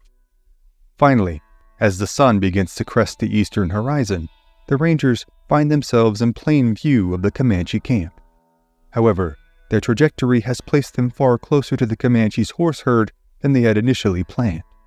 For a tense few moments, the rangers hold their collective breath, as it seems all but certain that the remuda of Comanche horses and mules will be spooked by their presence, inevitably alerting their owners. But, miraculously, the animals continue grazing, seemingly unfazed by the rangers' presence. Scanning the campsite, the rangers are astonished to see sleeping Comanches strewn out upon the ground, seemingly sleeping off a long night of revelry. Now, having remained undetected and having avoided potential calamity, Wren, Weeks, and Smithwick make a much more hastened crawl backwards, rejoining their comrades and reporting their findings. Here, they hurriedly lay out a plan for the attack. The rangers will divide their forces and sweep down upon the Comanche camp from 2 directions. 2nd Lieutenant Wren will lead the smaller contingent to the right of the cluster of cedar trees which holds the Comanche camp, while Noah Smithwick will lead the second, larger contingent which will attack the camp head-on. With the morning sun now rapidly on the rise, the rangers hasten forth to make their attack. As the surrounding birds begin to chirp, Smithwick moves his men into position, and then notices that, in the dimly lit morning hue, Wren has taken his party past the intended target, having mistaken which cluster of cedar trees to attack. With no means to communicate with his commanding officer, Smithwick knows that the only course of action is to carry forward with the assault. Moments after Smithwick realizes Wren's mistake, the first of the Comanche warriors begins to stir awake, only yards away from Smithwick and his men. Still in a haze, the warrior sleepily pulls himself into a sitting position and begins to sing his personal song, a long-standing Comanche tradition, as a greeting to the morning sun. However, the man singing has alerted Wren to his mistake, and he now leads his contingent hurriedly towards the sound of the singing Comanche. The Comanche warrior, now alerted by the sounds of Wren and his rangers running towards him through the brush, jumps to his feet and attempts to run back to his cohorts in the camp. He sprints forward, crying out to his comrades that an attack is underway. However, he has scarcely gone but a few yards when a lead ball from Ranger Joe Weeks' rifle tears into his back, sending him tumbling to the ground, dead. Now, the Comanche are fully alerted, and the camp springs to life, with warriors attempting to arm themselves while making a retreat to a nearby ravine. Wren and Smithwick's forces now make a charge on the Comanche camp from their planned sides, unleashing a cacophonous volley into the scrambling warriors, hoping to kill any and all that they can before they are able to arm themselves. Most of the Comanche, however, are able to make their way to the nearby ravine. From here, they begin to mount a counterattack of their own, pouring arrows and bullets in amongst the rangers. A vicious battle ensues, with the rangers taking cover and making repeated charges upon the Comanche in the ravine. On one of these charges, a Comanche bullet strikes the young Private Philip Martin in the head, killing him instantly. The Rangers, incensed at having incurred the loss of the much-liked young man, redoubled their efforts to finish off the Comanche in the ravine. The fight continues on, but soon the Comanche are able to slip away from the ravine and disappear into the cedar breaks. They have left their horse herd and most of their belongings, much of which are plundered and claimed by the Rangers as spoils of their efforts. A thorough post-action examination of the battlefield is also made, in an effort to discern the damage inflicted upon the Comanche. As far as either Wren or Smithwick could tell, the first Comanche warrior to awake and be fired upon had surely died where he had fallen. In his recollection, Smithwick recalls specifically that, in his charge towards the camp, he had stepped over the body of the warrior lying lifeless on the ground. But, after the battle, the warrior's body is nowhere to be found. The body of Philip Martin is lashed to his horse, and the party somberly make their way eastward, back down the Colorado River and into the confines of the fort. Here, Philip Martin is laid to rest with honors, alongside the body of a private who had been killed months earlier by an accidental rifle discharge. The Rangers will go on to refine their techniques and tactics in combating the Comanche, and the Comanche, for decades to come, will assert their dominance over the whole of central and northern Texas via endless, vicious warfare and raiding.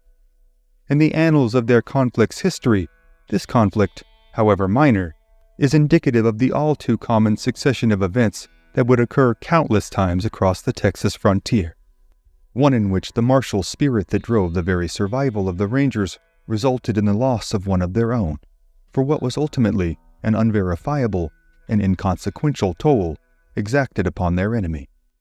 Many of the men at the fort will, however, go on to fulfill and even extend their enlistments with the Rangers, continuing on to legendary careers on the violent expanses of the Texas frontier, as well as in the brutal fighting of the Mexican-American War. Noah Smithwick would go on to pen an autobiography, link in the description, that is regarded as one of the most comprehensive accounts of early Ranger life left by one of their own. It is replete with tales of conflict, camaraderie, violence, and vengeance, and is an invaluable resource for anyone interested in further reading on this fascinating, often overlooked era of history. But the many tales of Noah Smithwick, as well as his fellow Rangers and the mighty, fearsome Comanche warriors with whom they fought, are, for tonight, other stories for other times.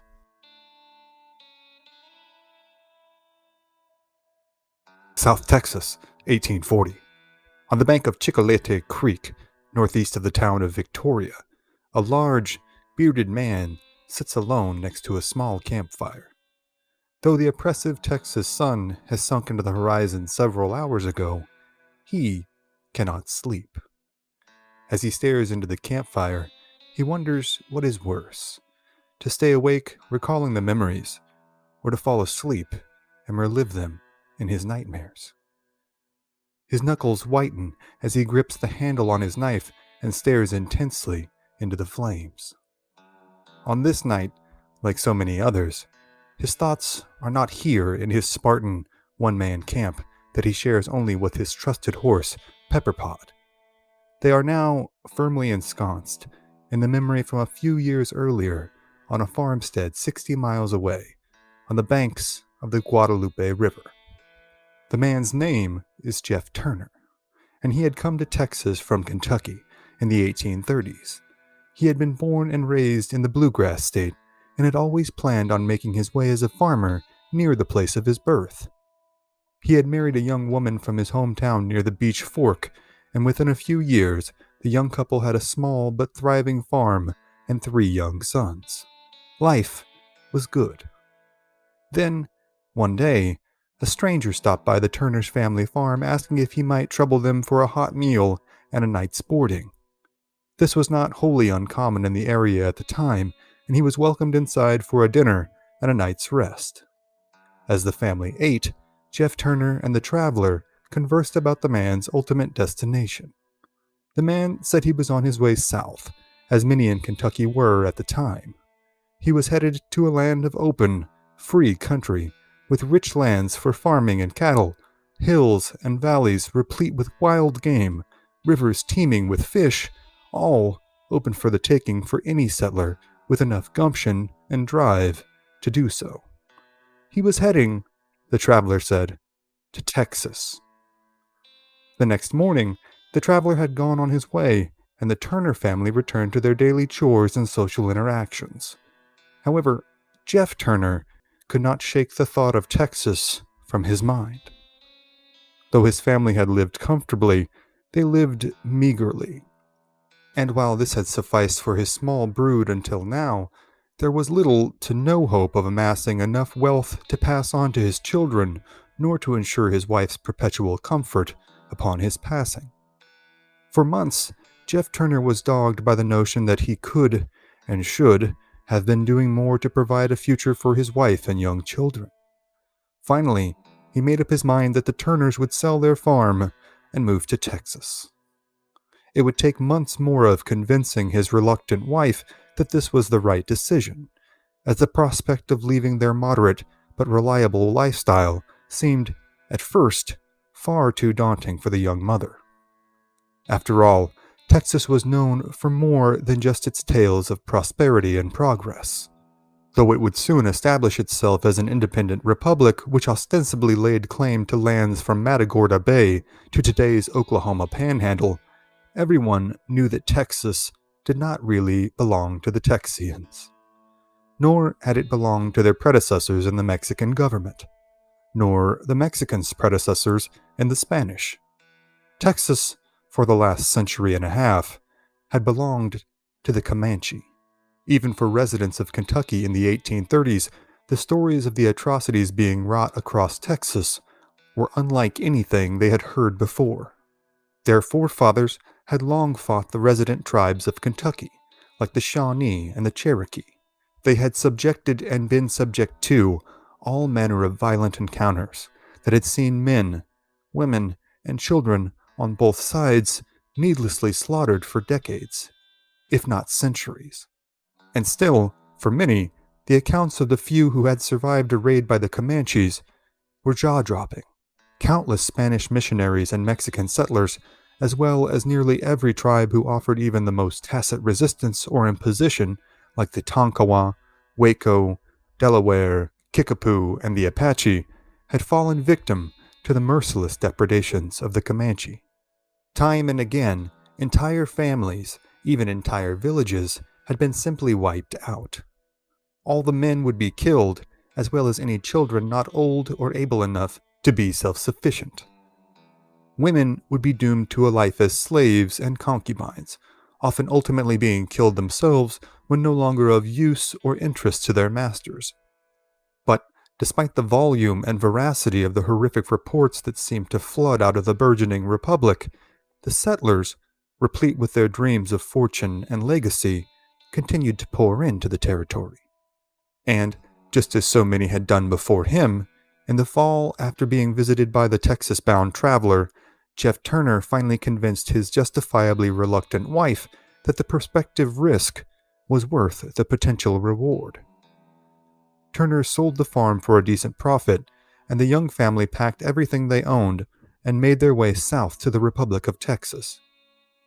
After spending a few weeks near San Antonio, the family made their way to the Guadalupe River, following its southeasterly course, which ultimately ends in the Gulf of Mexico. It would be here, on a tributary likely not far from the present-day towns of Seguin and Gonzales, that Jeff Turner and his family would stake their claim. Turner, with the help of his two eldest sons, built a small cabin and in the early spring had begun to clear the brush and bramble around the family's home in order to plant crops. Though she had been reluctant to leave their Kentucky home, Mrs. Turner began to warm to the trappings of their new homestead. The stories had indeed been true. The land was rich for farming. Her husband had no trouble in keeping the family well fed on wild game, and the creek that ran nearby was both bountiful and beautiful. It seemed that, after many months, the arduous trip and countless dangers and hardships had been, in fact, worth it. The Turner family had found their home in Texas, and they were happy. Then, one morning early that May, Jeff Turner set out with his rifle on a hunt. Before he left, he took time to absorb the totality of his bucolic home front scene. His 3 sons, all under the age of 10, played near the stream. They used sticks to roll along waist-high hoops of wood made by tying the ends of a slender branch together. This game was common throughout European, American, and many indigenous cultures throughout the world. The game was a favorite amongst his young sons, and the unmistakable looks of carefree joy on their faces gave their father a sense of great satisfaction. On the side of the cabin, in the family's small vegetable garden, Mrs. Turner was busy pruning and pricking as she sang her favorite songs in a lovely, lilting tone. She cheerily bid her husband farewell, seemingly without breaking meter in the song that she was singing. Jeff Turner's heart was full as he ventured down the small creek and around a bend, finding himself in the middle of a timbered thicket before going much more than a mile. The day would be warm, Turner had thought, but even if there were no game about, it would be nice to take a walk and explore parts of this scenic track in more depth than he had yet done. In the silence of the early morning, the rippling of the small stream seemed to grow to a din. Then, suddenly, the tranquility of the rolling water was broken by the percussive retort of what sounded like a dozen or more rifles. And, all at once, Jeff Turner found himself awash in pure, cold terror. Visions of the worst possibilities flashed through his mind as he took off in a dead run towards his homestead. Then, seconds later, he heard the screams. They were a mix of the triumphant war cries interspersed with the shrieks of his beloved family. Before Turner reached the bend around which lay the cabin, the sound became that of only war cries. Finally coming into view of the house, Turner was met with a scene of utter devastation. He approached from the front, with the attack having come from the rear of the house. Coming through the door, he saw the bodies of his beloved wife and his youngest son. They appeared pale with the great loss of blood, the young child clasped desperately in his mother's arms, as she had apparently done all within her power to protect him. Near the back door lay the bodies of his 2 older sons, who despite their youth had apparently also fought to the last, while wounded and bleeding profusely. Both were covered in blood and freshly scalped. Just as Turner had taken in this horrific sight, the Comanche came back, dismounting and walking idly towards the cabin, presumably unaware of Turner's return. Blind with rage and grief, and not fearing for his own life with the loss of all he had held dear, Turner instantaneously sprung from the door, placing a lead ball from his already loaded hunting rifle into the heart of one of the approaching Comanche, killing him instantly. Then, drawing his large hunting knife from his belt, Turner, in his own words, rushed upon the balance like a tiger. Still shocked that the cabin was no longer empty, and at the sudden death of their cohort, the Comanche were in a momentary disarray. This afforded Turner enough time to inflict mortal wounds on several of them as they attempted to flee back to their mounts. The ensuing few minutes, by Turner's later account, were a blur. Like a rabid animal, he slashed and cut at any moving body he could, until being felled by a volley of shots from Comanche rifles. He lay on the ground, yards away from his dearly departed family, his own blood draining into the dirt.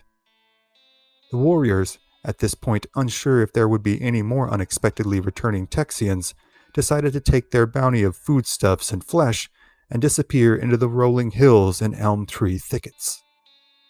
Turner lay on the floor of his cabin, unconscious from the loss of blood, coming into consciousness only for brief, presumably traumatic bouts. At some point during that afternoon, a neighbor passing by the Turner farm noticed it was uncharacteristically quiet for a family of 3 young boys and industrious, fastidious parents.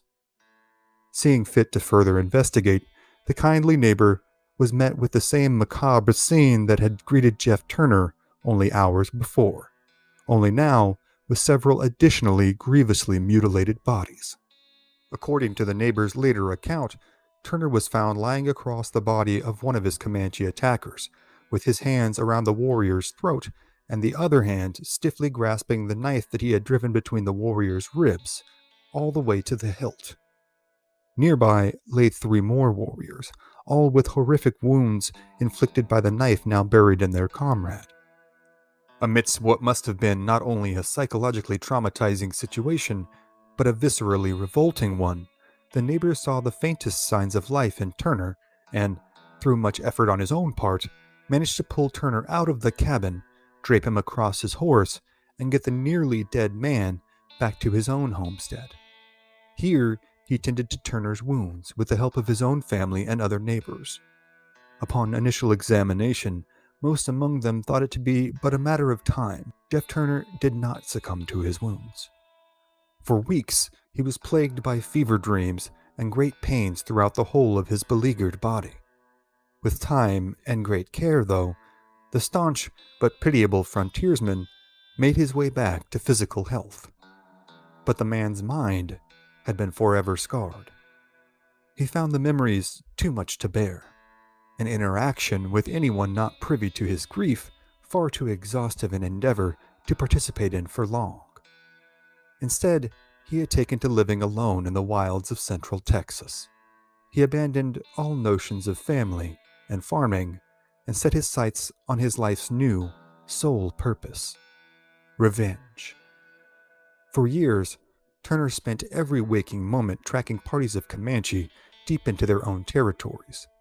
Turner would initiate a one-man campaign of terror and violence that would hound the Comanche and garner him renown amongst settlers of the area.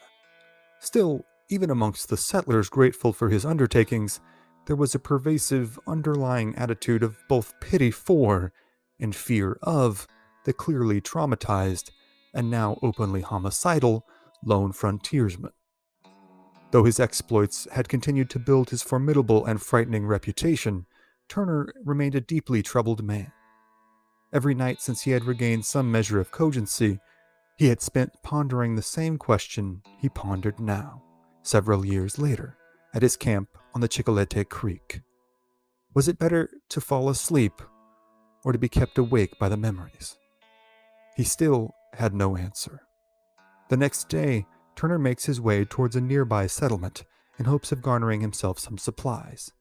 He dreads the trip, not only for the distance, but for the interactions it will undoubtedly require. However, on this day, the settlement is abuzz. A group of Texas Rangers, the still young but already notorious law enforcement/military group, have just walked into town. They walked because that morning all of their horses had been stolen by raiding Comanche.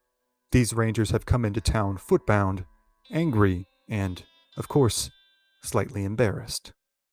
They are set on procuring themselves new horses and then promptly heading out to exact their revenge on the offending Comanche. They are in luck, as a fresh remuda of horses has just been brought into the settlement by a local rancher. The rancher tells the rangers that they can have any horse that they like from his herd in order to give chase to the Comanche, and after 15 minutes of cautiously saddling and mounting the barely broke animals, the rangers were on the trail of the raiding party that had stolen their horses and aggrieved their collective pride. Among this group of young rangers is the 23-year-old rookie William Alexander Anderson Wallace, better known to history as Bigfoot Wallace. Though he will go on to a legendary career with the Rangers, the young man is a relative neophyte to combat with the Comanche at this time. He leads this party, but is notably nervous and unsure. He is all too aware of the dangers posed by this chase, and all but devoid of any experience. As his mind churns through the machinations of tracking and trailing the elusive raiding party, he hears the barely perceptible plodding of a rider trailing them from not far away. Momentarily, all of the young rangers brace for an attack. Then, seemingly simultaneously, they all holster their weapons and exchange unsure glances as the figure of Jeff Turner approaches, mounted on his raw-boned and ill-tempered horse. Though all are inexperienced in combat with the Comanche, these young men have all led combative, adventurous lives in which they had seen many of the more colorful characters the frontier had to offer. But none of them have seen anything quite like Jeff Turner. Bigfoot Wallace gives his personal account in this excerpt from The Adventures of Bigfoot Wallace by John C. Duvall, linked to purchase in the description. The account is as follows. I saw a man riding up rapidly on our trail. When he got to where I was, he reined in his horse, evidently intending to wait for me, and I had a chance of observing as curious a specimen as I ever saw before in any country. He was a tall, spare-built chap, dressed in buckskin hunting shirt and leggings, with a coonskin cap on, a long, old-fashioned flint and steel Kentucky rifle on his shoulder, and a tomahawk and scalping knife stuck in his belt. His hair was matted together and hung around his neck in great uncombed swaths. His eyes peered out from among it as bright as a couple of mesquite coals. I have seen all sorts of eyes, of panthers, wolves, catamounts, leopards, and Mexican lions, but I never saw eyes that glittered and flashed and advanced about like those in that man's head. Bigfoot Wallace asks Turner if he is a stranger in these parts. Turner informs him tersely that he is not only not a stranger, but that he knows every watering hole between their present location and the Rio Grande. Wallace asks the man if he is not afraid to travel alone in such dangerous territory, over such a wide expanse of country. Quoting again from Wallace's personal account, he grinned sort of a sickly smile, and his fingers clutched the handle of his tomahawk, and his eyes danced a perfect jig in his head. No, he answered, the Indians are more afraid of me than I am of them. If they knew I was waylaying a particular trail, they would go 40 miles out of their way to give me a wide berth. But the trouble is, they never know where to find me. And besides, the best horse this side of the Brazos can't come along old Pepperpod when I want him to work in the lead. With this, Jeff Turner put spurs to his mount, causing the animal to rear up in a maneuver Wallace determined would have thrown all but the most skillful of horsemen. Turner informs the Rangers that his family had been murdered by the Comanche a decade earlier, and that he now spends his time in pursuit of perpetual retribution. As he recalls the murder of his wife and young children, his eyes grow even wilder. His hands begin to shake, and his manner becomes agitated to that of a man on the proverbial edge. He tells the Rangers that he has 46 Comanche scalps hanging from the walls of his lodge on Chicolete Creek, and that he intends to add far more. To what must have been a mixed reaction of reluctance and relief, Turner offers his services to the novice Rangers in tracking and killing the Comanche raiding party. Though many of the Rangers are unnerved by the man's mannerisms, they agree that his skill set and experience could provide quite helpful, even vital, assistance in their task at hand. And so it was that the man known as Jeff Turner the Indian Hater came to ride with the vaunted and venerable Texas Ranger legend, Bigfoot Wallace. The party would immediately head west, with Turner's tracking skills proving invaluable in the succeeding few days. After much hard riding, they would eventually come upon the camp of raiding Comanche. Here, many of the Rangers would see their first taste of combat, and Jeff Turner would forever solidify his reputation as a vicious fighter and a deeply troubled man. Wallace would go on to an illustrious career with the Rangers, and Turner would eventually meet his fate at the hands of his hated enemy, dying a hard death in a hard land. But for tonight, those are other stories for other times.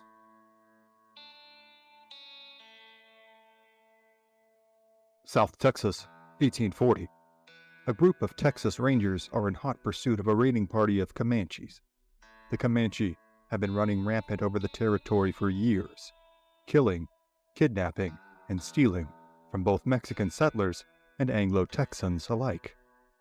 However, this particular Comanche raiding party has aggrieved these Rangers more personally than the rest. These young Texans have received a wound to their pride. The evening prior, they had neared a small farming village known as the Zumwalt settlement. After a hard day's patrol in the territory in search of any Comanche raiding parties, they had decided that, being in such close proximity to the settlement, they would be in no danger of encountering any Comanche. the young rangers had made camp, eaten heartily, and settled down for a restful night, expecting to rise bright and early and make their way into the settlement. They were, in fact, so sure of their immunity from the Comanche that they had not bothered to stake down their horses, a practice seen as standard operating procedure when operating on the frontier. This presumption had cost them dearly when they woke to find their horses gone and themselves stranded, still miles from town. They had walked into the Zumwalt settlement with their saddles slung over their shoulders, sheepish, indignant, and set on revenge. They had managed to procure fresh mounts from a local rancher and had spent the remainder of the day tracking the Comanche who were now in possession of their horses. These rangers, though a group of about a dozen, are representative of the rangers as a whole. They are all young and hungry for combat. However, at this point in 1840, very few of them have much, if any, relevant combat experience against the Comanche. This is no small factor, and one that weighs heavily on the minds of the young Texans. The reality of what fighting the Comanche will entail has become all too stark with the advent of the raiding party making off with their horses. If they were able to get close enough to steal their horses, the young men fairly reasoned, they would have been close enough to have been able to kill all of the rangers outright. Even in 1840, in the early stages of Texans and Americans beginning their efforts to wrest Texas from the Comanche, the tales of the horrific fates that have befallen those who met their ends at the hands of the Comanche are well known to nearly everyone in the territory. The Comanche have, in the last century and a half, conquered vast swaths of Texas via hard, brutal warfare. For centuries prior, the Comanche had existed as an offshoot of the Shoshone tribe, eking out a living as hunter-gatherers in the Northern Rockies. They had long been the perpetual whipping boy for the tribes that surrounded them, but everything had changed for the Comanche when, at some point during the 17th century, they had first encountered the horse. Initially brought to the New World by the Spanish, horses had at first been a tightly guarded commodity. Their utility for use in transportation and warfare were obvious to even the most cursory observer, and thus the methods used in breeding, training, and caring for the animals were viewed as a technology that the natives must never be privy to. However, the Spanish idea of keeping horses to themselves had quite literally gone up in smoke with the Pueblo Revolt of 1680. The Pueblo Revolt, also known as Pope's Rebellion, had seen the much-aggrieved Puebloan people rise up against the Spanish officials as well as the Catholic authorities in the area. The governor was beheaded. Over 400 Spanish citizens were killed. Churches were burned to the ground, and thousands of horses, those not taken by the Pueblos themselves, escaped onto the vast expanses of the northern New Mexico plains. Though many tribes such as the Apache, Navajo, and Utes had made contact with and adopted the horse into their culture as both a means of transportation and a food source, it was the Comanche who had fostered a truly paradigm-shifting relationship with the animal. They quickly mastered riding, hunting, warfare, and even selective breeding. And with the advent of their new technology and lifestyle, the Comanche had ascended from an incessantly downtrodden tribe to a highly mobile and highly motivated war machine. Their lives centered around the vast herds of buffalo, whom they drew nearly all of their resources from. The fight for the buffalo's most plentiful roaming grounds in the southern plains, which comprised the area from present-day Kansas to Texas, had been a ruthless affair. Texas had initially belonged to the Apache, but over decades of brutal raiding and seemingly systematic elimination, the Comanche had overtaken the vast majority of the most bountiful hunting grounds. By the 1840s, virtually the entirety of the southern plains was under Comanche control. The Comanche have no patience for intruders on their hard-won new lands, and view the Texans as an especially irascible lot. The Texans, just as the Spanish and Mexicans before them, seek to take what the Comanches believe to be rightfully theirs. In retaliation for their transgressions in venturing into their lands and reaping its many bounties, the Comanche have killed countless settlers, men, women, and children via unmentionably torturous methods. These stories have spread like wildfire through Texas settlements, causing equal parts terror and outrage. This group of young rangers have all heard the stories, many times over. For many, the promise of avenging these atrocities had been a driving factor in making their decision to venture out here onto the bleeding edge of the frontier in the first place. However, now, the prospect of becoming the subject of one of these unfortunate recollections begins to eat away at their psyches. They are led by the 23-year-old William Alexander Anderson Wallace. Wallace, known as Bigfoot Wallace, would go on to become a legendary and notorious ranger who is recognized today as a seminal figure in Texas history. However, on this day, he is an unsure rookie whose short tenure as commander has already been marred by the shame of allowing the Comanche to get away with their mounts. Wallace is intent on finding and engaging the Comanche, but unsure on exactly how to accomplish either of these goals. Luckily for Wallace and for the rest of these young men, they have been joined by an unexpected visitor earlier in the day. While they themselves adhere to no formalized grooming or dress standards, often wearing anything that pleased them from buckskin leggings to cotton shirts to sombreros, this addition to their party stands out to even the most cursory of observers.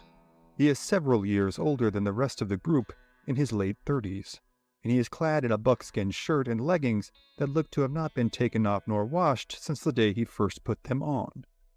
The man wears a coonskin cap that looks no more maintained than the rest of his attire and carries a relatively antiquated Kentucky rifle and single-shot pistol. He sits astride a large, skittish, raw-boned horse he calls Pepper Pod. The horse seems ill at ease with saddle and bridle, though unwavering in his obedience to his master. In the man's belt are tucked a scalpel-sharp tomahawk and a knife whose handle is stained with rust-like sprinklings of dried blood. But perhaps the most striking and unsettling feature of the man now riding with this small group of young rangers are his eyes. Bigfoot Wallace, in his biography, The Adventures of Bigfoot Wallace, linked to purchase in the description, gives the following account. I have seen eyes of all sorts, of panthers, wolves, catamounts, leopards, and Mexican lions, but I never saw eyes that glittered and flashed and danced about like those in that man's head. Only this morning, this group of young men and this mysterious stranger had not known each other at all. The rangers had, in fact, been alarmed when the man had first approached, as his appearance and demeanor were not readily identifiable as friendly. But the man, who had introduced himself as Jeff Turner, has thus far proven invaluable. He had recounted for Wallace the tragic murder of his wife and 3 sons at the hands of the Comanche, and offered to assist the rangers in their quest for vengeance. His sole purpose in life, he insists, is now to track down and kill all the Comanche he can until he is killed himself. He now lives alone in a small camp on a creek north of Victoria, Texas. On the walls of his tent hang 42 Comanche scalps. Turner says he hopes to bring that total to 100 someday. Sensing the young ranger's inexperience in trailing and engaging the formidable lords of the southern plains, Turner insists that he has just the rare set of skills and experience that the rangers are in need of. Again quoting from The Adventures of Bigfoot Wallace, Turner told the rangers that, I know every watering hole between here and the Rio Grande, and I will go any way these Indians go. I will travel on the freshest Indian trail I come across. You and your company may get tired and quit this trail without overtaking the Indians, but I shall stick to it until I get a scalp or 2 to take back with me to my camp. The rangers have continued on trailing the Comanche under Turner's guidance since late in the morning, and as the Texas sun bore down upon them, they rode in silence, eyes locked down towards the ground, searching for signs of the raiding party. Again, quoting from Bigfoot Wallace's account. We soon discovered that he knew more about following a trail than all of us put together, and from this time on, we let him take the lead, and followed him wherever he went. Sometimes, where the ground was very hard and rocky, and the Indians had scattered, he would hesitate for a while as to the course to pursue, but in a moment or so he was all right again, and off at such a rate that we were compelled to travel at a full trot to keep up with him. Suddenly, just as the last vestiges of daylight begin to fade, Turner abruptly brings his mount to a halt. The Rangers, who have spent the bulk of the day now watching Turner's every move in anticipation of finding the Comanche's tracks, quickly conglomerate behind him, sensing their quarry is near. Turner tells the young, inexperienced men, who could now easily become a liability should they lose their nerves or discipline, to keep an eye out for the Comanche sentries and to keep completely quiet. For the neophyte Rangers, the hour is now at hand. They have now implicitly pledged their allegiance and obedience to a man who, only hours before, they had thought to be a local derelict and outright crazy person. Turner and the Texans proceed cautiously, keeping eyes peeled and ears open for any signs of the Comanche encampment. After traveling about 300 yards, they come into view of the camp, situated about a quarter of a mile to their right. With daylight quickly fading, and intent on not losing the advantage of surprise, the party puts spurs to their horses and attacks immediately. For better or worse, these young men's first taste of combat will come without affording them the luxury of forethought. Turner and the Rangers thunder toward the Comanche, where the warriors had made a cold camp and were just preparing to hunker down for the evening. The Comanche do not notice the oncoming charge until the Texans, with Turner out front, are roughly 50 yards from their position. This, however, still affords them enough time to take up their guns, bows, and arrows, and fire an initial retaliatory volley into the oncoming attackers. The Texans, with Turner out front, dismount from their horses and unleash an initial volley of their own from their rifles. Bigfoot Wallace gives his account of the first moments of the battle. Just as I sprang from the saddle to the ground, a big Indian stepped from behind a post oak tree and drew an arrow upon me that looked to me as long as a barber's pole. I jumped behind another tree as spry as a city clerk in a dry goods store when a parcel of women come around shopping. This dexterous move saves Wallace from a grisly demise as the arrow zips just past his head, taking a strip of bark off the tree he hides behind. Now gripped more by mortal fear than righteous indignance, Wallace attempts to retaliate with a shot from his rifle. But the young man's nerves are so shaken, he cannot steady his aim long enough to make an accurate shot, and misses the Comanche warrior entirely. The fight rages on for nearly 20 minutes, with hand-to-hand fighting and close-quarters combat raging amidst the thick brush and fading sunlight. As Wallace and his cohorts do their best to comport themselves as reputably as possible, they look to Turner for inspiration and instruction. However, Turner gives no commands, and his actions cause the young Rangers more shock than awe. Nearly oblivious to the actions of his fellow Texans, Turner moves coolly and methodically towards the Comanche, firing, reloading, and moving, all with a wild look of equal parts bloodlust and jubilation in his eyes. Wallace gives his own account of Turner's actions during the attack. I noticed my friend Jeff several times during the fight, and each time he was engaged in lifting the hair from the head of an Indian that either he or someone else had shot. They say that practice makes perfect, and it was astonishing to see how quickly Jeff would take off an Indian's scalp and load his rifle in readiness for another. One slash from his butcher knife and a sudden jerk, and the bloody scalp was soon dangling from his belt. At the same time, he never seemed to be in a hurry, but was as cool and deliberate about everything he did as a carpenter when he is working by the day and not by the job. When the Indians began to retreat, one of them jumped on one of our horses, which they had tied hard and fast to post oaks near the camp, forgetting in his hurry to unfasten the rope. Round and round the tree he went until he wound himself up to the body, when, just at that instant, Jeff plugged him with a half-ounce bullet and had his scalp off before he was done kicking. As darkness begins to take over the landscape, the Comanche mount a retreat into the vastness of the Texas wilderness. Still unsure of the Comanche motives, though, the Rangers gather in a tight circle and begin to load their rifles as fast as their fatigued minds and digits will allow. Suddenly, a Comanche war cry pierces the air as a gunshot simultaneously rings out. Just as suddenly, a member of the Texans' party, left unnamed in Wallace's account but described as a tall, scant chap, falls to the ground, clasping his hands to his face. "Boys, I am a dead man," the young Texan cries out.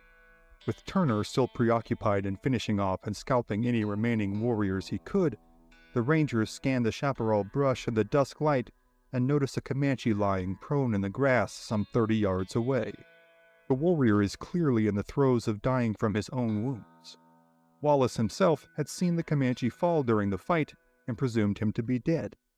But, in his last moments, the warrior had risen up and fired a shot at the Texans, and collapsed again. Moments later, he is gone, still clasping tightly to his weapon.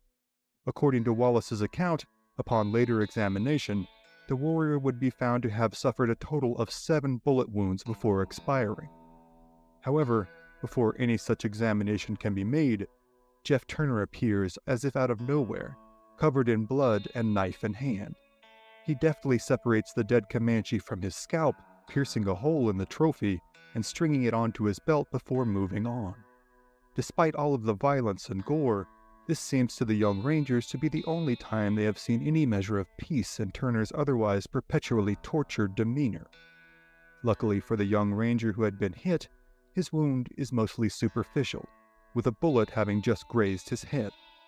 Though shaken and with a slight gash on his head, he is otherwise unhurt. After the fight, and after securing a sizable portion of their stolen mounts, the Rangers afforded themselves the luxury of a fire and a hot meal, and they were soon joined by the now placated Turner. As the exhausted Texans all gather around a freshly built campfire and recount the events of the day, their collective mood begins to relax. One of the young men recounts, with no lack of self-effacing humor, his inability to distinguish between fauna and foe, which caused him to repeatedly fire his rifle into a tree stump, thinking it to be a charging Comanche warrior. Most in the group find the story amusing, but Turner, in his momentary lapse from his normal demeanor, actually laughs out loud. The volume and veracity of his laughter surprises the younger men and even seems to catch Turner himself off guard. But, as Wallace would later recall, either the unusual sound of his own laugh frightened him, or else he had used up all of his stock on hand, for I never saw him crack a smile afterwards. Turner quickly recedes back into his normally morose demeanor, as the weight of reality once again seems to crash down upon his withered psyche. His eyes seem lost again, perhaps momentarily reliving flashes of his tragic past. After a brief rest and a quick meal, the Texans prepare to ride back to the Zumwalt settlement. However, once they reach the Zumwalt settlement, Turner bids the party a brief and unremarkable farewell, and returns to his camp with his fresh scalps still dangling from his belt. Wallace's recollection is as follows. I was told when I was at that settlement several years after this that he had stayed around there for a good while, occasionally coming into the settlement for his supplies of ammunition, etc., and always bringing with him 4 or 5 scalps. Wallace would go on to serve his legendary career with the Rangers, living to the age of 82, finally passing away in 1899. He would claim in his memoirs to have no real knowledge of Turner's ultimate fate. However, this notion would be contested by a personal friend of Wallace's who, in the 1930s, would recall for a writer what Bigfoot Wallace had revealed to him about Turner's actual fate. But for tonight, the tales of Wallace's numerous and notorious exploits, as well as the brutal end of Jeff Turner's violent, tragic life, are other stories for other times.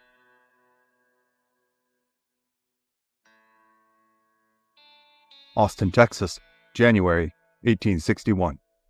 Cynthia Ann Parker stares blankly at the new limestone buildings that line Congress Avenue and clutches her infant daughter closely.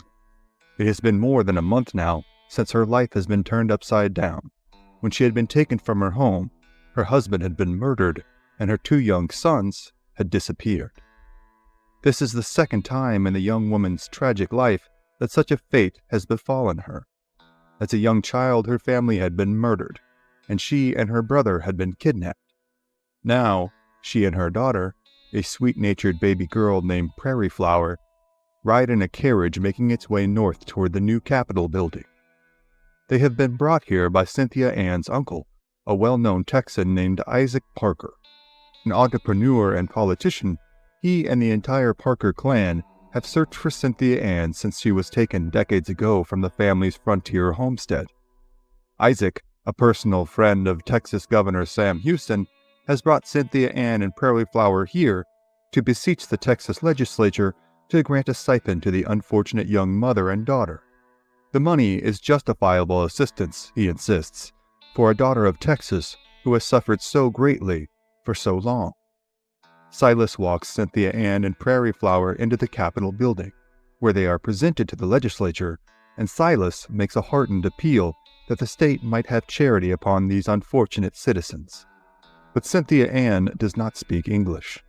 She sees the impassioned speech of her uncle and the discerning eyes of those present in the Capitol, and surmises that the issue being debated is whether or not she and her daughter should be put to death. Terrified, she squeezes Prairie Flower tight to her chest and makes a desperate sprint for the looming doors of the Capitol. She is quickly, though gently, restrained and brought back to the chamber, where it is made clear to her what the actual nature of these proceedings involve. Eventually, Silas Parker's request will be granted. The Texas legislature approves a $100 a year payment for the term of 5 years to be paid to Cynthia Ann Parker. But for now, this all means nothing to Cynthia Ann. She is taken from the Capitol to a local photographer shop where a tintype is produced of her and Prairie Flower. In the tintype, an early form of photograph made by creating a direct positive on a sheet of thin metal known as a tin, Cynthia Ann sits tight-lipped and morose. She wears a striped skirt, a cotton blouse, and a wool robe with a clasp at the neck. Her daughter suckles at her exposed right breast, wrapped snugly in a dark blanket. The fatigue in her mother's eyes, after the distressing visit to the Capitol and suffering several hours of gawking by the 1860s Austinites, is palpable even more than a century and a half removed. It is the look of someone utterly miserable and utterly lost. Though she is indeed the stock of one of Texas's most notable families, Cynthia Ann does not know or care to know them. She does not consider herself, nor her daughter, to be a Texan nor an American, and she has no interest in adopting their culture or way of life. She does not, in fact, even assent to the name bestowed upon her by these blustery, industrious folk who seemed awash in their own foolery. Simply hearing the name Cynthia Ann causes her a visceral reaction of anger and revulsion. This is because, in her mind, she is the farthest thing from a Texan. She, for the last 30 years of her life, has existed as a member of the native tribe that all Texans feared more than any other, the Comanche. She has been known as Nautda, or someone found. She had lived a hard life, but a free life, on the ranges of the open prairie that most Americans, even most Texans, would only ever read about. She had been the wife of a chief, a strong, powerful man named Nakona. She had been the mother of not only Prairie Flower, but 2 young boys who were the apples of her eye. The younger son, a boy named Peanuts, was kind and introspective. His older brother, however, was more serious, more assertive, and more circumspect. Only a few summers before, his mother had scolded and whipped him after the temerarious youngster had demanded that a visiting elder give him some of the buffalo meat that he had been allotted for his supper. The piece that he had been given, the 7-year-old boy coolly observed, was much smaller in comparison, and this was inherently unfair. His mother had beaten him and shoved the extra meat down his throat as punishment for disrespecting an elder guest. However, because of this headstrong nature, his mother had also always believed him destined for great things. His name was Quanah. But scarcely a month later, all that had come to a sudden, violent end. On December 19th of 1860, a detachment of Texas Rangers led by Captain Sol Ross crashed into their village, just outside the present-day town of, aptly enough, Quanah, Texas. Everything had happened in a flash, but to the best of her knowledge, Cynthia Ann's husband and 2 sons had been killed in the attack. The Rangers had taken Cynthia Ann alive and quickly surmised that she was, in fact, the legendary missing white girl who had been taken from Parker's fort in 1836, when her own family had been killed by the Comanche. Now, here she sat, in Texas's capital city, having her photograph made. After the tintype and political pleadings are complete, the Parkers leave Austin and return to Silas's home in Birdville, Texas, northeast of Fort Worth. For the following several years, she and Prairie Flower will live with various members of the Parker family. However, Cynthia Ann remains miserable, completely unwilling and largely unable to adapt to her new lifestyle and surroundings. In 1864, the toddler Prairie Flower would succumb to influenza. Completely heartbroken and seemingly utterly alone, Cynthia Ann would continue to deteriorate, mounting a number of failed escapes. Each time, she would be brought back in a state of even greater misery and despair. In 1871, she began to refuse to eat and drink. There seemed to be nothing left in this life for her. In March of that year, she would finally pass away, it would seem, of a broken heart. As the bluebonnets began to bloom in 1871, poor Cynthia Ann Parker was laid to rest in Foster Cemetery near Pointer, Texas, outside of Fort Worth. She died believing her husband to be dead and her sons to be lost to the vast emptiness of the wilds. But Cynthia Ann was only partly right in these assumptions. Her husband, the war chief Peytonacona, had indeed, at least by most accounts, been killed in the fight with the Rangers. However, her two young sons, Quanah and Peanuts, had not. They had survived a harrowing ordeal, finding themselves alone and with no supplies in the middle of a vast expanse of frontier that had seen countless settlers perish under its merciless conditions. It was the middle of December, and the boys had to travel hundreds of miles without food or reliable water sources, all while being pursued by the Rangers. They would have to do all of this under the auspices of assuming both parents, as well as the rest of their friends and relatives, had just been killed. Though accounts of what would come to be known as the Battle of Peasy River vary, the Ranger attack on the village amounted to more of a massacre of mostly women and children and elderly Comanche than it did any actual pitched battle between comparable belligerents. H.B. Rogers, a ranger who participated in the fight, related the following reflection in his memoirs. "I was in the Peasy River fight, but I am not very proud of it. That was not a battle at all, but just a killing of squaws. 1 or 2 bucks and 16 squaws were killed. The Indians were getting ready to leave when we came upon them." A contingent of the Rangers pursued the two boys seen fleeing on the back of one horse, following them for 2 days and nights. Neither of the youngsters were of age to hunt or make war, but their upbringing as future Comanche warriors had prepared them well for this unfortunate scenario. They were indeed able to make it all the way to the nearest Comanche village, some 75 to 100 miles to the west.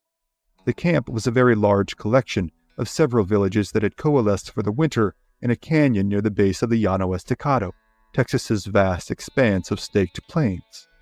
The two traumatized youngsters had rushed into the camp, causing a calamitous uproar when they reported the catastrophes of the last few days. All of their village had been killed, they said, and overrun by a force of 10,000 Rangers. This was, of course, a wildly exaggerated claim driven by the boys' adrenaline. While many of the adult Comanche likely knew this, they also knew that if even a fraction of the boys' estimates proved to be true, their village could suffer the same fate. This band of Comanche, roughly 1,000 strong, broke camp as quickly as possible and made their way north, with Quanah and Peanuts in tow, where they wintered in the Wichita Mountains in present-day Oklahoma. For the next several years, the boys would carry on their lives with the Comanche on the high plains. However, their lives were now drastically different from the existence they had known previously. They had both grown up as the sons of a well-respected chief, and though they were known to be half-white because of their mother's adopted status in the tribe, they were still afforded a great measure of comfort and autonomy. However, as orphans, they found themselves often existing on the fringes of their culture. Quanah would later recount that, "We were often treated very cruelly, as orphans of only Indians are treated." Within a few years, Peanuts would be dead, though his cause of death is unknown. This left Quanah now bereft of family, legacy, and seemingly of hope. Again, quoting Quanah's personal recollection of the time, "It seemed then to me that I was left friendless. I had to beg for my food and clothes, and would scarcely get anyone to make or mend my clothes. I at last learned that I was treated more cruelly than the other orphans on account of my white blood." However, despite all of this, Quanah had burgeoned from a frightened and destitute youth to a powerfully built young warrior. Quanah's father, Peta Nakona, as well as his grandfather, the legendary Comanche war chief Iron Jacket, had been large, imposing men. So too had his mother's family, with the Parkers being known as sturdy Scotch-Irish stock. His great-grandfather, John Parker, who had been killed on the day Cynthia Ann had been taken by the Comanche, had fought in the Revolutionary War as a member of the Continental Army. Though orphaned and impoverished, Quanah, whose name has been translated to mean anything from fragrance to stink, was still the physical sum of his genetic components, and, by the age of 15, he had become a full-fledged warrior who stood almost a head taller than his cohorts and possessed a massive upper-body musculature still evident in photos taken 50 years later. He possessed a powerful, discriminating intellect as well as a propensity for leading men in battle. Though circumspect and discerning in his day-to-day life, in battle he seemed to possess a reckless abandon in regard to his own safety, and, perhaps more than any of his fellow Comanche warriors, he possessed a deep, abiding hatred for whites. By the late 1860s, as his mother withers away under the care of relatives he has never met, Quanah Parker is on his way to becoming a war chief, and the Comanche are running rampant over the whole of Texas. And now, at the same time Cynthia Ann attempts to escape time and again and is literally dragged back into the homes of various Parker relatives, her beloved son sits around a campfire with other warriors, listening to 3 elder chiefs detail their plans for an upcoming raid. This camp, staked far out on the expanses of the Llano Estacado, is a coalescence of several Comanche bands. Quanah has grown up with the Nakone, but by the late 1860s is spending more and more time with the Quahati band. The chief of the band he is now with is a man named Bear's Ear. He now addresses the group of warriors, detailing his plan to raid deep into the territories of the East, stealing all of the horses that they can, and killing anyone who seeks to stop them. Comanche recruitment for warfare is still conducted as a relatively democratic affair, with war chiefs possessing only as much power as the raiding parties they are able to assemble are willing to grant them. This group of warriors, though, readily agrees to the plan. They have honed their skills in raiding, pillaging, and killing in the preceding few months, ravaging homesteads throughout central Texas. In a culture where one's social ascension is based on their martial prowess, these young men are all too eager to exact retribution on the intruders while simultaneously building their respective fortunes and reputations. They make ready and break camp the next day, heading due east over the rolling Texas plains. At perhaps the same moment Cynthia Ann's well-meaning but frustrated relatives are scolding her yet again for cutting her hair short as part of the traditional Comanche grieving process, her eldest son is on his way to wreak havoc upon the Texan settlements north of Fort Worth. Comanche raiding has been so fierce and so prevalent in the preceding few years, the line of settlement has receded further back to the east than it was only a decade earlier. At this time in the late 1860s, it's estimated that there are less than 5,000 total members of the Comanche tribe still living free on the plains. However, what they lack in numbers, the Comanche make up for in brutality. The standard Comanche raid saw all fighting-age males killed, all of the women killed outright, sexually abused, or both, and all children not old enough to be self-sufficient, summarily disposed of. These tactics had not only managed to forestall the advancement of American settlers for decades, they had, in fact, managed to drive them back. Thus, this raiding party must go further east than Quanah's father had to, only a decade before, in order to find the settlements that make up their quarry.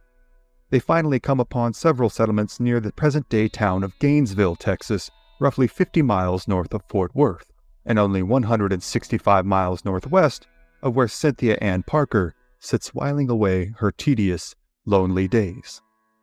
The raiding party manages to quickly accumulate a large herd of horses, so large that Bear's Ear decides they have enough to make their return trip. They push the large herd hard to the west, heading back to the relative security of the Llano Estacado. However, word has spread quickly to nearby Fort Richardson, near present-day Jacksboro, Texas, and a detachment of U.S. Army cavalrymen are already in pursuit of the raiding party. They finally catch up to the Comanche at the Red River, and a vicious fight ensues. Early in the battle, Bear's Ear is struck down by an army bullet. As fire continues to rain down upon them, Quanah senses a collective despair amongst the Comanche ranks. The killing of a war chief is considered bad medicine and oftentimes seen as sufficient reason to abandon an engagement altogether. Quanah, however, seizes the opportunity and takes charge of directing his fellow warriors' actions. He yells at them to spread out and to turn the horses north to the river instead of continuing to move west. In the midst of a raging firefight, the Comanche managed to push a sizable horse herd into a 90-degree turn to the north and continue their egress onto the open plains. Quanah shouts exhortations and directives as the party crosses the river.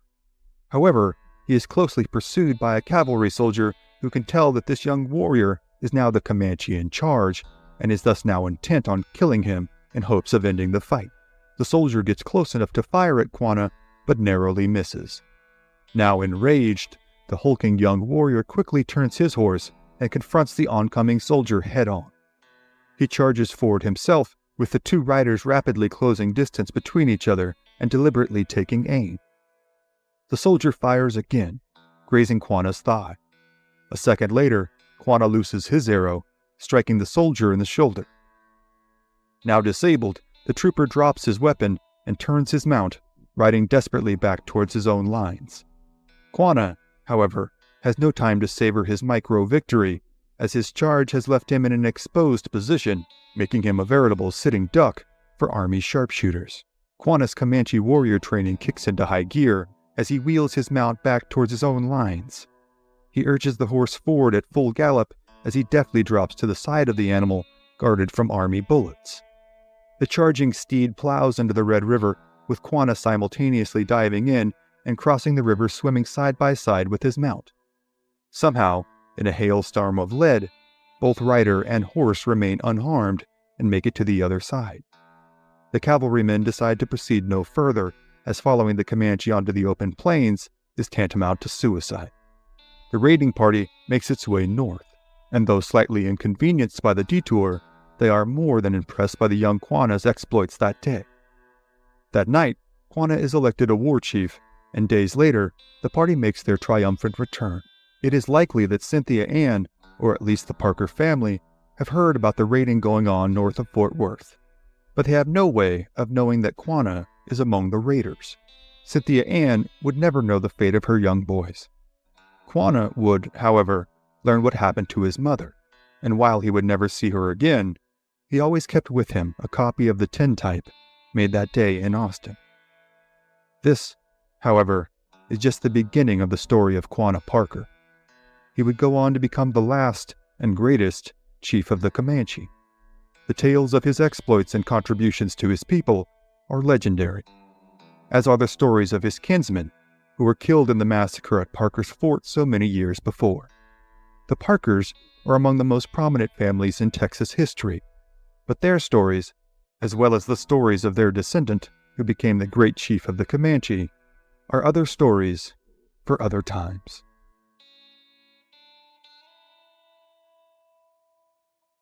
West Texas, 1876. Just as dawn begins to break, a pair of young Apache hunters lope their mounts towards the top of a ridge, being careful to move as quietly as possible, lest they disturb any game in the area. The young hunters are mere teenagers. One is a full-blood Apache named Bobo, riding a fine horse belonging to his father. The other is an adopted member of the tribe. A few years earlier, he had been a German-speaking farm boy on a central Texas farm not far from today's Mason, Texas. His name had been Herman Lehmann, though he barely remembered that now. He had been kidnapped by the Apache with his younger brother Willie, taken while the boys were out watching sheep. The pair had suffered terrible abuse at the hands of the Apache, being starved, beaten, and driven without rest for long periods. Willie had managed to escape, but Herman had not. He had eventually been adopted by the Apache as one of their own. Life with the Apache, though, even once he had been adopted into an Apache family, had been difficult. Life for the Apache, and for any tribe in West Texas for that matter, was hard. The sparse landscape and unremitting conflict with Americans, Mexicans, and other tribes made for a perpetually hardscrabble, violent existence. But, at least for the time being, Herman was now, at least ostensibly, one of them. However, he was not fully Apache, and even his new name was quick to remind him of this every time he was addressed by it. His new name was Inda. It meant white boy. Regardless, Herman, or Inda, had thrown himself into the life of a preteen warrior in training under the often brutal tutelage of his adopted father, a chief named Carnoviste. Carnoviste had been the chief of the party who had initially kidnapped Herman and his younger brother from their family's farmstead. He had initiated the young boy into the brutal realities of Apache life before the raiding party had even made it back to their home village. Food on the trail could be scarce, and the luxury of cooking and eating meals while presumably being pursued was not one that could be afforded. Later in life, Herman would recall being force-fed the raw liver of a calf that the party had happened upon and slaughtered, as well as his repeated failure to keep the meal down. A few days later, the young Texan found his appetite less discriminating when the band discovered a few baby antelope that had been left alone when their parents had scattered at the approach of the oncoming Apache. The baby antelope were summarily scooped up and thrown into a leather sack as the Apache proceeded onto their campsite for the night. After several more hours of riding, they stopped and, for the first time in several days, afforded themselves the indulgence of a campfire. After they had the fire built and a sufficient bed of red-hot coals stoked, the antelope, some of whom were still alive, were thrown onto the fire whole to roast to the Apache's content. In his memoirs, 9 Years Among the Indians, linked to purchase in the description, Herman recalls his mix of admiration and horror when the antelope parents, known to track their young down should they wander off, showed up not far from the camp in an attempt to rescue their imperiled young. The Apache quickly shot both, and soon a great feast was had. For almost everyone, it was the first real meal in a long while and was greatly appreciated. And thus life had continued on for Herman, as he transitioned his mindset and lifestyle from that of a young Deutschman on the Texas farm to that of an Apache warrior responsible for eking out a living for himself and his family in a land that offered little and took much. He had learned, though, how to ride, how to track, how to hunt, and how to fight. The Apache were capable of procuring water from places that seemed to not have seen rain in years. They were renowned for their ability to track animals and people in the dusty, rock-strewn expanses of their homelands. They were also held in high regard as warriors and feared as raiders in homesteads and hamlets from Utah to Mexico. However, the desert had not always been their home. They had once been the masters of the vast and bountiful expanses of current-day Texas and the southern plains. They had hunted the expansive buffalo herds, harvested from the pecan trees, camped in the meadows, and swam in the rivers and streams. Then, the Comanche had arrived. Over the course of a few decades, the newcomers to the southern plains, who had made their way down from the Northern Rockies and made their martial ascent after mastering the newly available horse, had made it their business to systematically remove the Apache from what is modern-day central and southern Texas. The intensity and scope of the Comanche raids that swept into the Apache villages were unlike anything the Apache, or anyone else in Texas for that matter, had seen before. The Tonkawa, the Karankawa, the Caddo, the Waco, the Cheyenne, as well as the Spanish and later the Mexicans and Texans, regardless of the target of their wrath, the accounts were strikingly and disturbingly similar. All fighting-age males not killed in defending their families would generally be summarily executed via any variety of torturous methods the Comanche employed over the years. Women would generally be assaulted and exploited, sexually and otherwise, and infants would be killed outright as they posed too much trouble to a raiding party's egress back to their home territory. Children and preteens and some teens were, after a generally brutal induction process, adopted into the tribe, as Herman was with the Apache. The Comanche, in fact, have one of the most impure bloodlines of any tribe on record. Their male mortality rates were unusually high due to the frequency and ferocity of their combat, and their birth rates were relatively low, with miscarriages being a more common phenomenon among the perpetually horse-bound people. Raids would generally conclude with horses and usable goods being taken, and all homes and crops being burned. The Apache had perhaps suffered the wrath of the Comanche more than any other. Though many of the personal accounts would be lost to history, the sheer rapidity of the Apache retreat from their Texas homelands speaks to the ferocity of the attacks. But the Apache had managed to adapt and survive in their new lands. Though the game was less plentiful, it could still be procured, and thus Herman and Bobo had ventured out away from the relative safety of the camp on this morning. They assume, for all intents and purposes, that they are safe from Comanche attack, as they are already far west of the Comanche's typical range. Their only concern is not spooking any game in the area, and being able to find their way back to their village. Then the boys hear the sound of several hoofbeats coming their way. They are the only warriors who had left camp, and thus they know whoever is coming towards them is not from their village. Before the pair can question each other as to what the source of the noise might be, the answer is made all too apparent, as a large band of Comanche warriors suddenly crest the ridge the young Apache boys are at the bottom of. Their only option now is to flee back to their village and attempt to alert as many of their tribesmen as possible in order to marshal some sort of defense. Bobo's horse, fleet of foot and well-bred, turns and gallops back towards the village at full speed, his rider hugging tight to him by squeezing with his knees and hugging close to the horse's neck while staying low. Herman's mule, meanwhile, is not so obedient. The unfortunate animal has, by Herman's account, been beaten so severely for so long that it had become extremely skittish and even more obstinate than its nature had originally dictated. In this particular instance, as Herman urges the animal towards the Apache village and away from the oncoming Comanche, the mule begins to spin in tight circles rather than running in any direction. As the mule spins faster and faster, Herman calls out to Bobo, begging him to come back and help. But his pleas are to no avail, as Bobo, atop his fine mount, pays Herman no heed as he makes his way back in a full panic towards the Apache village. After a number of revolutions, the animal is struck in the hip by a Comanche arrow. This finally breaks the terrified mule from his panicked spin and sends him in a full gallop in the direction of the Apache village. Herman now hangs on for dear life, as the mule picks up more and more speed, finally passing Bobo.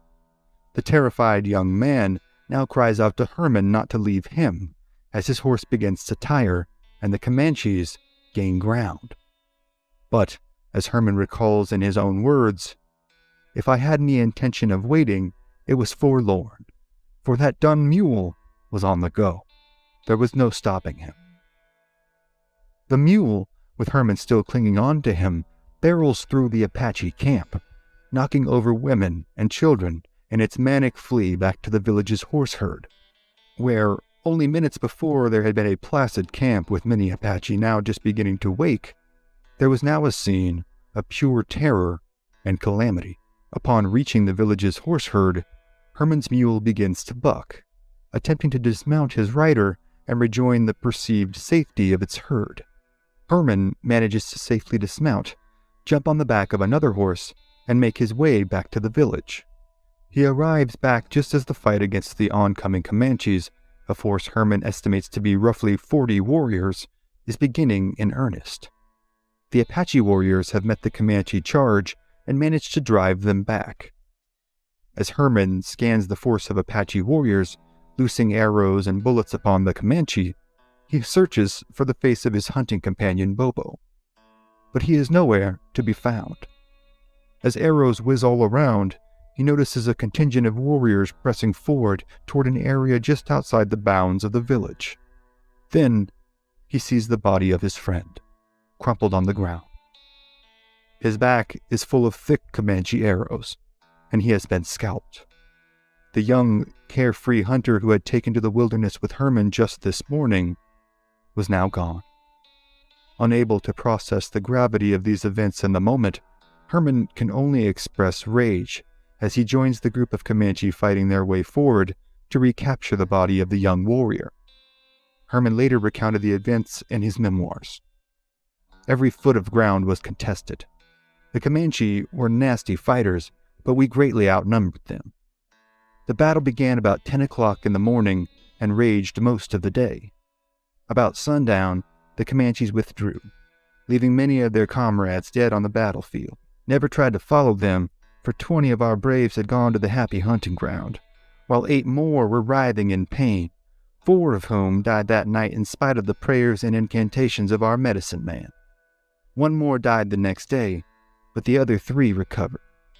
Our dead were given a decent burial. Herman and his cohorts now moved back to the battlefield, still stinking of iron and slick with blood, to retrieve any usable weapons from the dead Comanche. Guns, bows, arrows, and shields are all collected, as are any horses that are not dead or wounded. The dead Comanche warriors are afforded no respect. They are gathered up and thrown into a hole in the ground, left to the ravages of the wolves, coyotes, and buzzards. The Apache then hurriedly pack their things and break camp, moving north at a rapid pace in case there were more Comanche in the area to be avoided. Scouts are sent out in every direction to scour the landscape for any Comanche in hiding. Soon, 2 Comanche spies are discovered. One is shot and killed outright upon discovery, while the other is captured and hauled in to be tortured. Colonel Viste, Herman's adopted father and the village's chief, cuts holes in both the Comanche's arms, strings a rawhide cord through them, and hangs the warrior up from a tree, leaving him to expire as the Comanches move on. Herman would later recall, with no small amount of disgust, how an old Apache squaw, whose nose had been cut off for infidelity, had felt bad for the Comanche and later snuck back and cut him down. Such soft-heartedness was seen as a reprehensible trait in these harsh environs. Finally, the party arrives at a spring some 60 miles from their previous encampment. They stay for a few days, trying to come to terms with their intermittent, overwhelming grief and rage. One morning, soon after arriving to the spring, an old Apache man wakes in a sweat. He stirs his family awake and tells them of a terrifying vision he has just seen in his dreams. They then report the vision to Colonel Viste, who listens intently as the old man describes his nightmare in detail. He says he has seen a great horde of Comanches chasing after them, and that soon these Comanche would be upon them. A collective pang of terror now sweeps through the village, and the elders come together to hold a council. All day, the Apache abstain from food and drink, and discuss what course of action they might take next. The majority of the Apache advocate for simply packing up and leaving the area altogether, rather than risk greater losses against a foe that had hounded them so incessantly for so long. Thus, Colonel Viste and the rest of the village elders agree to pack up and move the village again, making as much haste as possible. The horses and mules are again hurriedly loaded, and the Apache move west. They move along quietly, doing their best to be as discreet as possible in this landscape that offers little in the way of tactical cover. They travel for 20 miles and begin to think that perhaps all of this was much ado about nothing, so much effort spent for the ravings of a sleep-deprived old man. Then, as though they have stepped onto a hornet's nest, the Comanche are everywhere.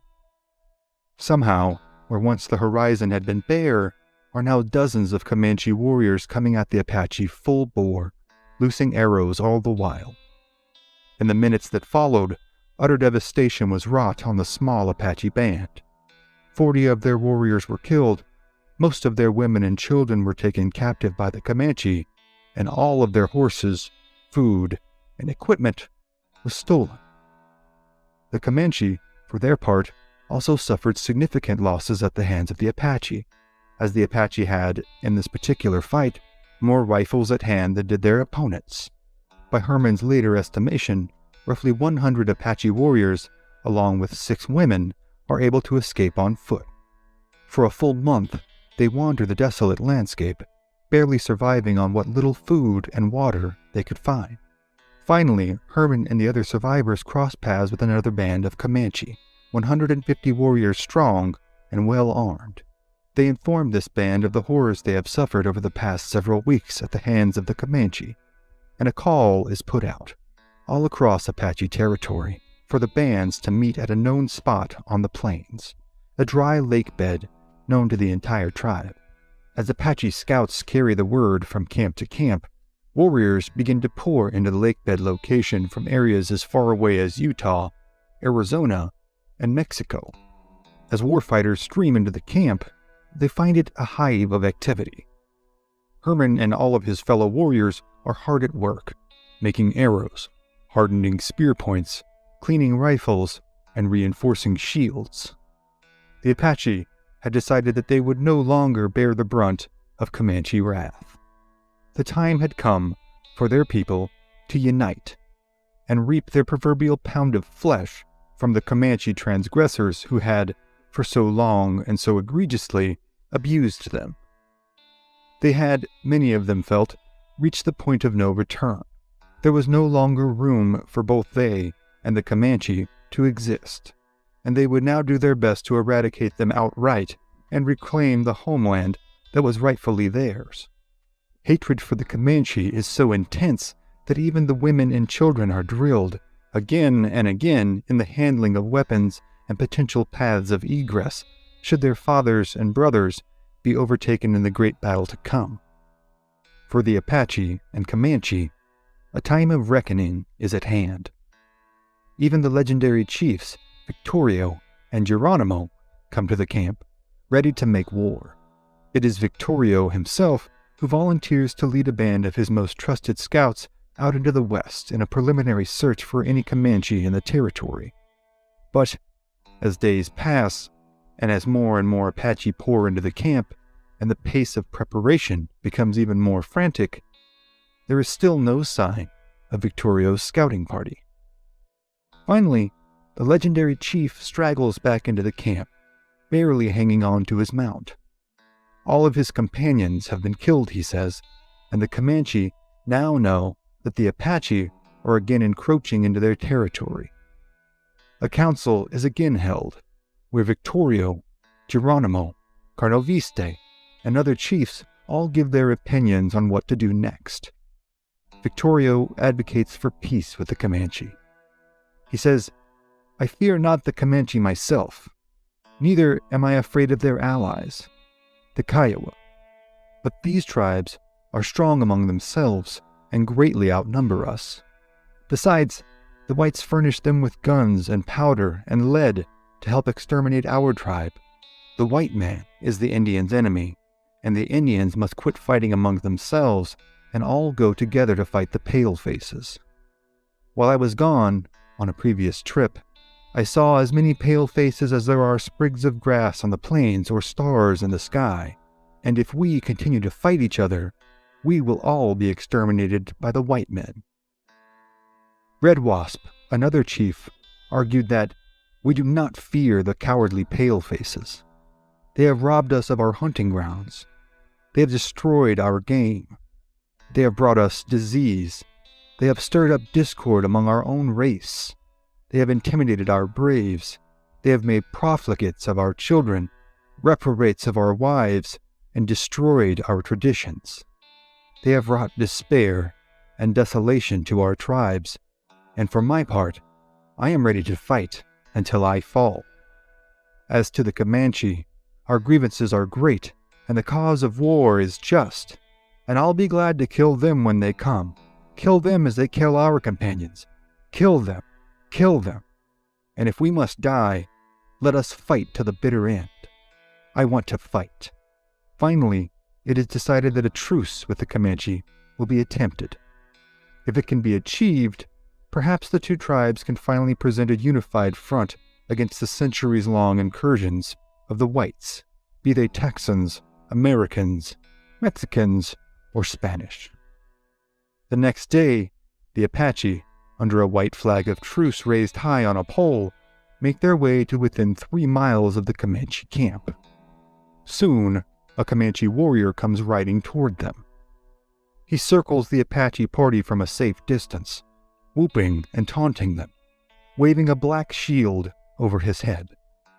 This is a challenge of war to the death, with all the vanquished being killed, be they warriors, women, or children. Now, the moment of truth arrives. Should the Apaches send out their own warrior, holding up a red shield, the invitation to battle would be accepted, and the fight would unfold. But instead, much to the Comanche's surprise, the Apache rider comes forward unarmed, still flying the white flag of truce. The Comanche, still incredulous, makes signs for 6 of their men to meet 6 of the Apache at a halfway point between the two parties. 6 Apache men are selected to go forward, and they ride out to meet the Comanche. The Comanche, for their part, agree to make peace so long as the offending Apache who had tortured their tribesmen was handed over to be dealt with as they saw fit.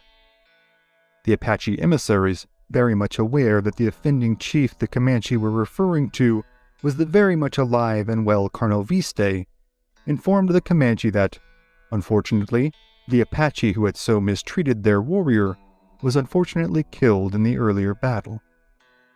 Disappointed, but unwilling to pursue the matter further, the Comanche agreed to drop the issue altogether and pursue a unified, mutually beneficial peace. Upon this precarious falsehood, a truce is agreed to. The women and children who had been taken captive in the earlier raid are returned to their Apache families, and many tears of joy and celebration are the order of the day. Some of the Apache women even agree to, or are forced to, depending on the account, stay with their captors in order to solidify the relations between the two tribes via marital bonds. They are adopted into the tribe immediately, as is the old woman with no nose who cut down the Comanche. Herman, for his part, is not sad to see her go. Ultimately, Herman credits Victorio for opening the door to peace between the two tribes. Though their plans for unity and retaliation would never ultimately materialize, the diplomacy and political dexterity shown by Victorio in this instance are without doubt belonging to a rarefied strata of achievement and leadership. And while this particular tale ended well, the times before and after in which conflicts such as these ended in untold bloodshed and suffering are too numerous to mention.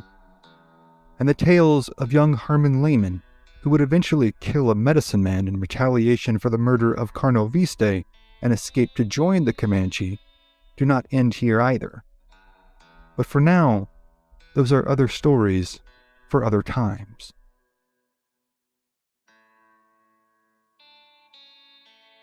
(1878) Texas Hill Country. On a lazy, hot Texas afternoon, a band of Comanche had staked their sprawling camp near a creek that afforded some water and shade. They had been leisurely moving about the territory for a few weeks now, killing and eating what buffalo they could find, and killing a buffalo hunter here and there for fun. Earlier that day, 6 of their young braves had ventured off in search of game. All of a sudden, 3 of them appeared on the horizon. Now, not only were they 3 members short, before they were even able to broach the perimeter of the camp, they began to cry out the terrible news. The missing 3 braves had all been killed, cut down in a surprise attack by a roving band of about 30 Tonkawa warriors. The Tonkawa had long occupied central Texas, and had endured many hardships and much violence at the hand of the Comanche, as the Comanche had endured from them. Over the years, disdain had devolved into outright hatred, and atrocities on both sides were numerous and severe by any measure. The Comanche warriors, enraged at the murder of their friends and kinsmen, immediately grabbed their weapons and supplies, mounted their horses, and were off in pursuit. And after about 3 hours following the trail of the Tonkawa, they crested a ridge and came within sight of their camp. The Tonkawas, seemingly under the impression they had fled beyond the reasonable bounds of enemy pursuit, sat around a campfire waiting for their evening meal to cook. Then, for a fleeting moment, as the Comanche party came within sight of the Tonkawa, and the Tonkawa looked towards the top of the ridge that loomed over their camp and noticed their pursuers, there was a stark, terrifying silence. Then, the Comanche war chief gave a piercing war cry, and the band of Comanche swooped down into the ravine in which the Tonkawa were camped. Several Tonkawa were cut down in the camp, and the survivors fled deeper into the ravine. The Comanche now had possession of the camp. They scalped the Tonkawa who had been killed and began to ransack the possessions that had been left. Then, one warrior inspected the campfire that was still burning, with the Tonkawa's meal still sizzling. He shrieked out a war cry as he recognized the roasting meat that the Tonkawa had been preparing was a human leg. The Tonkawa practiced ritual cannibalism on all of their enemies, especially the hated Comanche, and this practice of imposed posthumous indignity ignited a unique ire within the Comanche. Now, killing their enemy alone would not do. The Comanche were determined to exact their pound of proverbial flesh and more. All present mounted again and took off down the ravine in hot pursuit of their quarry, now with their bloodlust unfettered. In the intervening time between their flight and the Comanche's gruesome discovery, the Tonkawa had constructed a defensive position deep in the ravine. From here, as they took on the initial Comanche charge, they managed to lay down a formidable amount of fire and fall several of their attackers. This managed to pause the Comanche onslaught. Then, a Tonkawa brave rode out of the ravine towards the Comanche. Raising his shield, he called out to them, challenging any among them to individual combat. One Comanche rode forward and was killed in hand-to-hand combat with the Tonkawa. Another charged forward and met the same fate. The Tonkawa believed eating the flesh of their enemy would imbue them with the desirable characteristics of that said fallen foe. The speculation in the Comanche ranks was that the taste of human flesh had made this Tonkawa particularly bold and powerful. Finally, a third Comanche managed to ride forward and dispatch him. At this point, the natural apprehension towards attacking an entrenched position gave way to collective rage. A war cry went up from the Comanches, who now sensed their prey within reach, and they made a final mad dash charge in which the remaining Tonkawas were either killed or mortally wounded in hand-to-hand combat. By the end of the fight, 8 more Comanche were killed and 40 to 50 more badly wounded. It had been a costly victory, but now the Comanche would truly exact their retribution. The following is Herman Lehmann's personal account of the events that came next. A great many of the dying enemy were gasping for water, but we heeded not their pleadings. We scalped them, amputated their arms, cut off their legs, cut out their tongues, and threw their mangled bodies and limbs upon their own campfire, put on more brushwood, and piled the living, dying, and dead Tonkawas onto the fire. Some of them were able to flinch and work as a worm, and some were able to speak and plead for mercy. We piled them up, put on more wood, and danced around in great glee as we saw the grease and blood run from their bodies, and were delighted to see them swell up and hear the hide pop as it would burst in the fire. When all the Tonkawas had been consumed in the flames, the Comanche returned to their camp to find a scene of great sadness and despair. The wives of the slain men wept and moaned loudly and cut deep gashes into their arms, faces, and bodies. A somber and solemn funeral ritual was undertaken, and it would be 3 months more before the warriors would even attempt to raid again. After all the rage had settled, it seemed there was only endless amounts of pain and grief to be suffered. Though victory had gone to the Comanches, Both sides were greatly impacted. Tonight's story is not to illustrate the particular culpability or competence of either side, but to give you a view into the world that is all too often misunderstood and ultimately underappreciated. There are thousands more tales of intertribal conflict, but for now, those are other stories for other times.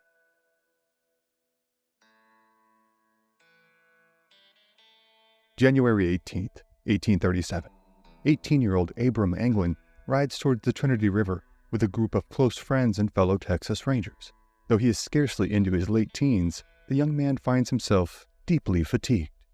Only months earlier, he had been amongst a small number of survivors of the devastating raid on Parker's Fort, in which the universally feared Comanche had brutally killed several settlers and carried off several of their children. The raid would make national headlines and go on to be remembered as one of the most seminal and most violent moments in Texas history. Several of the male inhabitants of the fort, Samuel Frost, Robert Frost, John Parker, Benjamin Parker, and Silas Parker, were killed. Anglin was amongst those who managed to escape and has since settled in Fort Houston, near the present-day town of Palestine, Texas. In the short time since the incident, Anglin has struggled with traumatizing memories and an accompanying lack of restful sleep. Though the scene Anglin and his cohorts witnessed and survived was certainly stultifying in its brutality and callousness, it was not unique on the Texas frontier. Though the tales of the raid on Parker's Fort would quickly become the stuff of national folklore, the raid, and raids like it that were now besieging the newly immigrated Texans, was nothing new. For decades now, the native peoples who had long held dominion over northern, central, and western Texas had been experiencing similar raids, with many, like the Apache, Waco, and Tonkawa, being driven from their lands by the incessant raiding of their long-hated enemies in the Comanche. Even the government of Mexico had grown so tired of the raiding upon their northerly settlements that they had agreed to allow Anglo settlers into the area, on the condition of their conversion to Catholicism, in order to act as a human buffer between Mexican settlements and the Comanche. Still, despite being all too aware of the danger involved, Abram Anglin has refused to recoil from further confrontation with the Comanche, enlisting with the relatively new ranger regiments which patrol the Texas frontier under the auspices of curtailing the incessant violence and thievery from both Comanche raiding parties and outlaw bandits. Now, he and his fellow rangers have been dispatched from Fort Sam Houston on an official mission. The young rangers, David Falconberry, Evan Falconberry, Benjamin W. Duthit, James Hunter, and Columbus Anderson, now make their way through dangerous, hostile territory to the banks of the Trinity River, searching for the quarry that they have been dispatched to hunt down, a pack of local hogs who have wandered away from the fort and now have been missing for several days. The men are tasked with retrieving the errant animals, preferably alive, and returning them to the fort. Upon arriving, they scour the river bottom, and soon find a number of the wayward swine. James Hunter and Benjamin Duthit volunteer to return the animals to the fort, while their comrades continue the search. They assure the men that they leave behind that when they return the next day, they will be sure to bring one of the fort's canoes back with them, so that the party might cross to the western side of the Trinity River to continue their search. The rangers who remain, Anglin, the Falconberry brothers, and Columbus Anderson, continue their search on the eastern banks for a number of hours, before finally becoming so collectively bored that they decide to construct a makeshift raft in order to cross the Trinity. The men cross the river at a point which will later come to be the small settlement of Bonner's Ferry, and continue on their search, this time staying together in a group for the sake of safety and communication. They spend another few hours searching, this time finding no pigs. Now fatigued and chilled to the bone from the incessant Texas north wind, the men decide to make their way to an overhang they had spotted upon first coming to the shore, in order to rest and warm themselves as best they can. While making their way to the overhang, however, the men are met with a disconcerting discovery. Embedded in the muddy banks of the river are several sets of moccasin-clad footprints. However, being cold, tired, hungry, and relatively sure that these were in fact tracks of the friendly Cherokee who also frequented this crossing, the men decided to carry on to the shelter of the rocky embankment. Arriving thoroughly exhausted from their efforts in the biting cold, the men stretch themselves out on the ground and are soon fast asleep. Within minutes of the last ranger drifting off into slumber, however, every man among them is awakened by piercing war cries to a blood-curdling sight. Bearing down upon them, and now scarcely 15 feet away from the overhang, are roughly 30 Comanche warriors, incensed at their presence and intent on killing them all. Before the Rangers can fire upon them with their single-shot rifles, the Comanche let loose with a volley of their own, filling the air with bullets and arrows. David Falconberry is hit by a bullet in the initial volley and mortally wounded. Columbus Anderson is also hit twice, struck with 2 arrows in his neck. Still, with adrenaline coursing through his veins, David Falconberry cries out, "Come on, boys, it's time to go."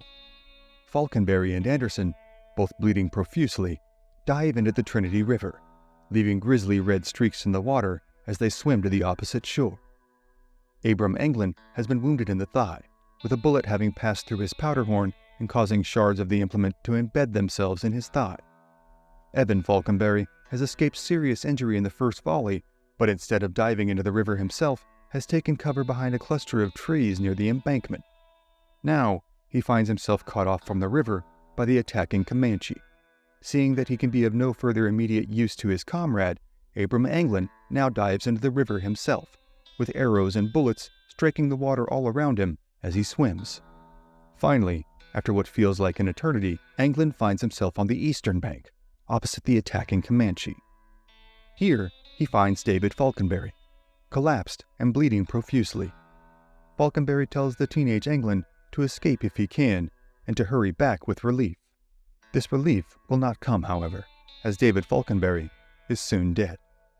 Anglin now sprints as fast as he can, running roughly 400 yards before meeting James Hunter, one of the Rangers who had gone back to the fort earlier that day. Hunter pulls Anglin onto the back of his horse, and the pair make a mad dash to return to the fort as the Comanches cross the river in pursuit. Anglin only breathes a sigh of relief when they are finally ensconced within the relative safety of the fort. With his nervous system rattled to a near breaking point, the young ranger finally falls into a deep sleep inside the confines of one of the fort's rooms. Though his day is done, the grisly work of the rest of the rangers at Fort Houston carries on in the afternoon and evening. One ranger, Captain Haggard, now sends out a rescue party in hopes of finding any survivors. After the short ride from the fort to the Trinity River, the rescue party is greeted by an unsettlingly violent scene. Discovered first is the body of David Falconberry, who had urged Abram Anglin to leave him and go for help. Falconberry had apparently constructed a bed of grass and was found lying prone on it, only feet away from a small pool of water near the river. Next, the party finds the body of Columbus Anderson. Also lying prone, the ranger had managed to cover an astonishing 2 miles upstream after swimming across the Trinity River, all while bleeding profusely and with 2 Comanche arrows embedded in his neck. The rescue party then crosses the river and spends a considerable amount of time searching for any sign of Evan Falconberry. Much to their dismay, however, Evan Falconberry is never found nor heard from again. Though the rangers go to the extent of sounding the stream in search of his body, finding nothing, a Comanche account of the incident soon circulates the area, possibly shedding light on the missing ranger's ultimate fate. The account from the Comanche holds that Evan Falconberry had fired upon them and then put up a brutal, dogged resistance, fighting the Comanche tooth and nail, killing 2 warriors and wounding a third as they hacked, stabbed, and shot at him from all directions. Finally, mortally wounded and deciding not to leave his body to be mutilated by the Comanche, Falconberry had sprinted to the river, dove in, swam to the middle, and, amidst a swirl of blood, sank to the bottom, never to be seen again. In the brutal reality of the Texas frontier, this attack was nothing unique in its ferocity and inhumanity. The late 1830s would prove to be only the beginning of a decades-long war between the Comanches and the Texas Rangers. Both sides would find themselves victims and perpetrators alike of countless heinous acts, begotten by a seemingly perpetual cycle of violence in the conflict for ownership of Texas. For his part, Abram Anglin would go on to join another ranger company only weeks later in March of 1837, where he would serve for several more years. He would eventually marry and move to the town of Groesbeck, Texas, where he would pass away at the age of 58. At Fort Houston, reprimands were made by no less than the fort's namesake himself, President of Texas Sam Houston. Houston insisted that the attacks could have been wholly avoided had his instructions to construct a brick-and-mortar lodging on each side of the river and to establish an official ferry site at the crossing, been followed. The official dispatch, reprimanding the official commander of the fort in one Major Jewell, reads as follows. The first orders for the erection of a blockhouse and a ferry boat on the Trinity River were issued 5 months since, and a part of this time more than 100 men might have been employed for that purpose. The care advised by the President has been utterly disregarded, and owing to that alone is to be attributed the present melancholy accounts. You will perceive the necessity of preserving the most sleepless vigilance, and keep out guards under all circumstances, and never allow your enemy the slightest opportunity to catch you off guard. In the coming years, Texas would experience waves of violence that seldom had been seen in even the most conflict-ridden areas of the eastern United States. The ruthless combat on display at the Trinity River on this winter day in 1837 is but one example of countless encounters that would take place in the years to come.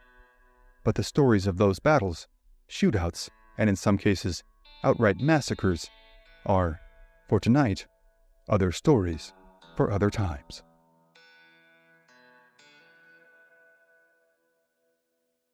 West Texas, November 1855. As the cool autumn wind whips around them, a large party of Comanche men, women, and children make their way northeast through the barren country, on their way to the seasonal roaming territory of their most important source of sustenance, the huge herds of American bison, or buffalo, that roam the Great Plains. Though their austere surroundings would be enough to drive almost any mortal being to the brink of endurance, the Comanche seem wholly unbothered as they plod their way across the open prairie. One among their party, however, is visibly bedraggled by the incessant pace, an omnipresent cloud of dust stirred up by the Comanche horses and mules. He is a captive of the Comanche, taken as a human spoil of war in their ongoing conflict with the Texas Rangers and cattle ranchers who ventured out further onto the frontier with every passing year. His name is Nelson Lee. Only months prior, he had been a member of a group of enterprising horse traders who had been making the treacherous journey to Southern California to sell their vast herd of valuable horses and mules at a markedly higher price than they might garner in Texas, Louisiana, or east of the Mississippi. The party of 27 men had been set upon by the Comanche, and only Nelson Lee, William Akins, Thomas Martin, and Jonathan Stewart had managed to survive. Akins and Lee had been forced to watch as Martin and Stewart were subjected to vicious, hours-long torture killings at the hands of the Comanche. They had then been divided up amongst the war chiefs, and Lee had been designated as a slave to the renowned warrior Spotted Leopard. Lee will be relegated to the menial tasks of completing chores in camp, as well as the gory, stinking work of skinning and gutting the hulking buffalo that are harvested. His only hopes for survival are to comply with his captors in the Comanche. Though the nearly unbearable pangs of loneliness and isolation incessantly tear at his psyche, Lee's experience is not entirely unique on the Texas frontier. For decades now, across the whole of central Texas, entire families have been killed or carried off, and entire farmsteads laid waste to by Comanche raiders intent on driving out any and all intruders from their hard-won lands. This policy is not necessarily driven as much by racial motives as it is by cultural ones, as the Comanche reserve the same treatment for any and all of their enemies, be they Anglo-Texans, Tejanos, Mexicans, Americans, Spanish, or members of rival tribes like the Tonkawa, Caddo, and Cheyenne. The Comanche have risen to prominence in this harsh land after migrating southward from the northern ranges of the Rocky Mountains after acquiring the horse in the 17th century. In the ensuing time period, they had swept through the southern plains and wrested virtually the whole of Texas from the control of perhaps their most hated enemy, the Apache. Though the vast majority of their encounters on the open expanses of the frontier have gone unrecorded in the annals of Western posterity, the results of the sheer brutality of this conflict were on clear display to the Spanish friars who inhabited the Catholic mission of San Saba, near today's town of the same name. Here, the resident priests saw what amounted to veritable hordes of Apache fleeing into the confines and comparative safety of the mission walls, in search of salvation from the incessant attacks of the Comanche. The Apache, too, have unleashed countless attacks on Comanche villages, killing men, women, and children, and taking any spoils and captives that they could. This cycle of violence is also not at all unique to the southern plains, but what is about to take place will be one of the few glimpses garnered by captive sources of the brutal realities of intertribal warfare. Unbeknownst to this Comanche band now traveling through these vast expanses, a group of Apache, also out on a hunting trip in hopes of fortifying their stock of meat for the winter ahead, is in the immediate vicinity, as the Comanche band, traveling in a group spread out over roughly a quarter of a mile, makes their way through a short expanse of hills and streams that dots the otherwise flat country. Both parties are woefully unaware of the other's presence. The Comanche's extended traveling line is bookended by their group of pack mules in the back, and a younger group of warriors to the front who dash back and forth playfully as the rest of the party plods away. Lee and Spotted Leopard ride near the rear, near the mules.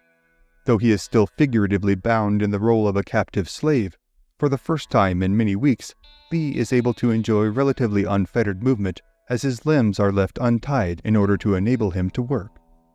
He even has some measure of assurance that, as the Comanches have not yet killed him as they had his companions, he might even be able to someday become an adopted member of the tribe, an incredibly rare circumstance for any fighting-age male prisoner. For a brief moment, Lee is able to afford himself a psychological reprieve from his current plight. Then, suddenly, the warriors near the front of the procession become visibly animated, some of them dashing back towards Spotted Leopard, and some making their way to the crest of a hill to their immediate left. The cry goes up from the young warriors at the front of the line. The Apache have been spotted, and an attack is underway. Now, there is no time to waste. The lives of every single member of this party of Comanche, including not only their prisoners, but their women and children, are now in immediate danger. The word travels to every warrior that the Apache are approaching from the opposite side of the hill to their left, and the men all now scramble to form a battle line atop the hill in order to receive the oncoming Apache charge. In his autobiography entitled 3 Years Among the Comanche, a narrative of a Texas Ranger, Nelson Lee gives his first-hand account of the beginning of the battle. The whole band dashed upon the hill, except for Spotted Leopard and myself, who remained with the mules in the rear, and on reaching the summit, deployed into the line. By this time, I heard the cry of, "The Apaches! The Apaches!" and knew at once there was hot work at hand. As yet, however, I had seen nothing of an enemy, and only drew the inference that there was one present from the cries that I had heard, and the general commotion that prevailed. In the course of 2 or 3 minutes after our line was formed on the ridge, the air was rent with the noise of the war whoop, and up the opposite ascent, at full speed, came the Apaches in a solid body like a black cloud. As they approached, a shower of arrows were discharged from both lines. Then they rushed upon each other in a hand-to-hand encounter. A vicious fight now unfolds, as the Comanche warriors know that they are the only line of defense between the attacking Apache and their own women and children. Though firearms are certainly not uncommon amongst native frontier tribes by this time in the 1850s, they are not possessed by a great many warriors on either side in this case. Thus, the combat at hand entails up-close and personal encounters fought with spears, clubs, shields, hatchets, and knives. The bloody, violent conflict unfolds with shocking speed and intensity, with the only rules of engagement being victory by any means necessary. The cries of the vanquished and the exhortations of the victors resound about the battlefield, seeming to drown out any and all other sounds in the vicinity. Lee's personal account of the battle continues. From the position I occupied, I had a fair unobstructed view of the battle. It was fierce and terrible. The horses reared and plunged and fell upon each other, their riders dealing blow for blow, and thrust for thrust, some falling from their saddles to the ground, and others trampling madly over them. The Comanches outnumbered the enemy. Nevertheless, they were forced to retreat, falling back down the hill almost to my position. But still, they were not pursued, the Apaches appearing to be content to hold possession of the ground. Soon, the tribe of Spotted Leopard again rallied and dashed once more back into the attack. If possible, this contest was severer, as it was longer than the first. Again, the first blow was given and returned. Again, horses and men intermingled in melee, stumbled, fell, rolled upon the ground, while the wide heavens resounded with their hideous shrieks and cries. My blood thrilled through my veins as I looked upon the scene. I had mingled in encounters fierce even as that, but never before in the midst of the hottest fight was I overcome with such a sense of terror. To be an inactive spectator of a battle is far more painful than to be a participator in it. As the Apache warriors continue their onslaught, and the Comanche fight to defend their families, Lee struggles with the odd dichotomy of his situation. As the lone captive observer, his account continues. I hoped devoutly during the engagement that the Comanches would be beaten, being impressed with the belief that if I should fall into the enemy's hands, my chances of escape would be increased, for I had often heard that the Apaches, though a most warlike nation, were more merciful to their prisoners than others of their race. But in this, I was disappointed. The Apaches at length gave way, disappearing beyond the ridge. Instead of pursuing their advantage, however, the Comanches hastily gathered up their dead and retreated towards the mountains we had crossed. As soon as they had left the ground, the Apaches again appeared upon the height and bore away their dead. It was a drawn battle. The Comanche have lost 17 of their own warriors in the fight, with Lee's account estimating that the Apache have likely lost approximately twice that number. The Comanche now commence with the unenviable task of burying their dead, as well as tending to their wounded. Amidst the carnage and sorrow, Lee recounts the Comanche approach to this grisly endeavor.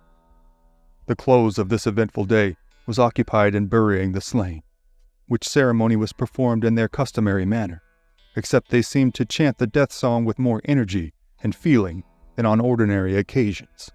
With them, death, at any time, even of the nearest and dearest of their kindred, is not regarded as an event to be deplored, but on the contrary, to be welcomed with rejoicing. But when a warrior dies on the field of battle, their joy and exultation knows no bounds, for their crude theology assures them that his departed spirit is, at once, caught up by the Great Spirit and borne to the region of everlasting and supreme felicity. After the dead are buried, the Comanches' lives, and their hunt for food, must continue. The band makes their way to their seasonal hunting grounds, seeing no more of the Apache along the way. Here, they will remain for 2 months, harvesting buffalo and camping on the open plains. By the next spring, a peace with the Apache will be struck. With the ever-increasing encroachment of American and Mexican settlers into their territories, the two tribes come to view a partnership affording each some form of mutual protection as a far better option to the continued intertribal slaughter. For his part, Lee will eventually escape and go on to continue his adventurous life on the Texas frontier for years to come, ultimately succumbing to an undisclosed illness in New York City on December 21, 1871. But the many tales of brutal intertribal warfare and unyielding violence between settlers and the native tribes of the American frontier, as well as the countless tales of conflict and combat from Nelson Lee's personal account of his life and times in Texas are, for tonight, other stories for other times.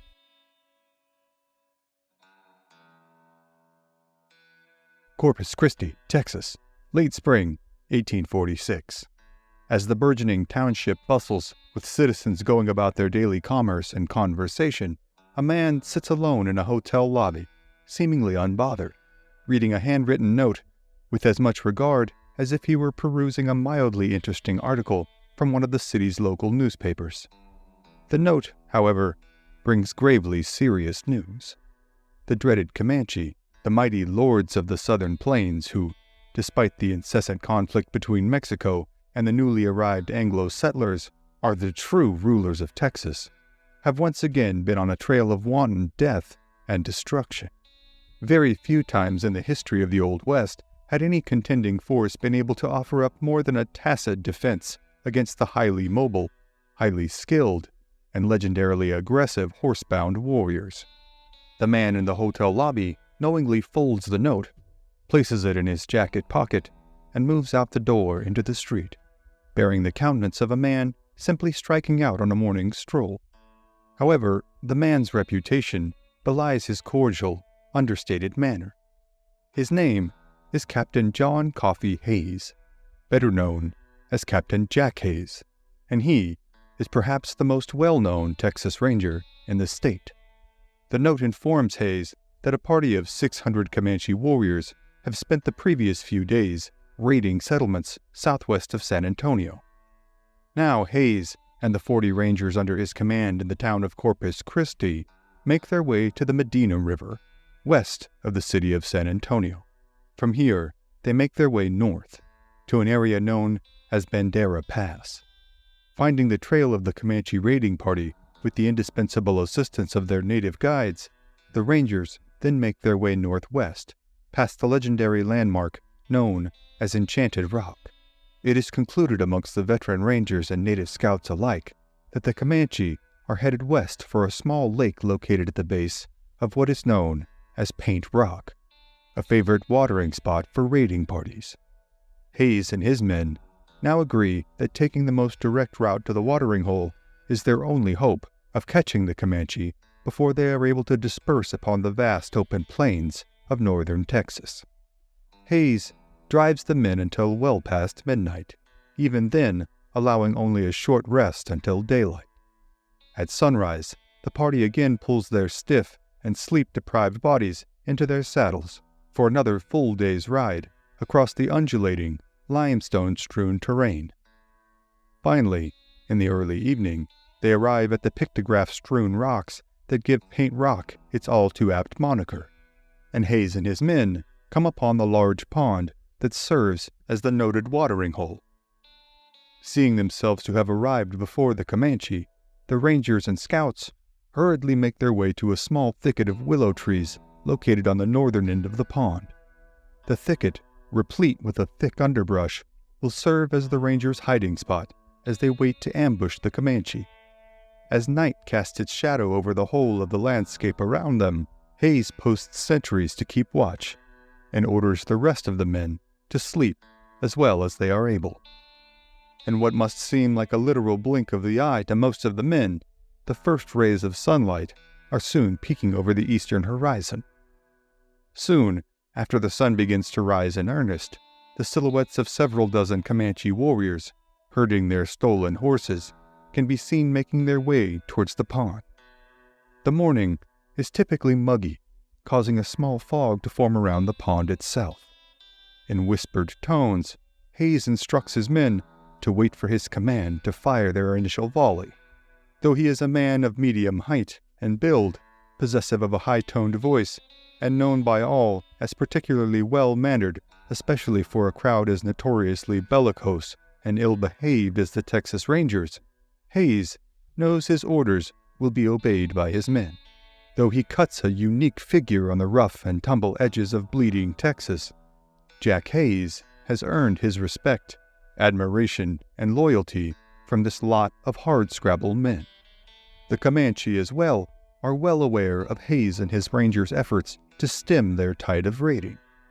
It is well known throughout the whole of Texas that the scalp of any Texas Ranger is highly coveted by the Comanche, and that the scalp of Captain Jack Hayes is perhaps the most sought after in all of what the Spanish of centuries past had termed Comancheria.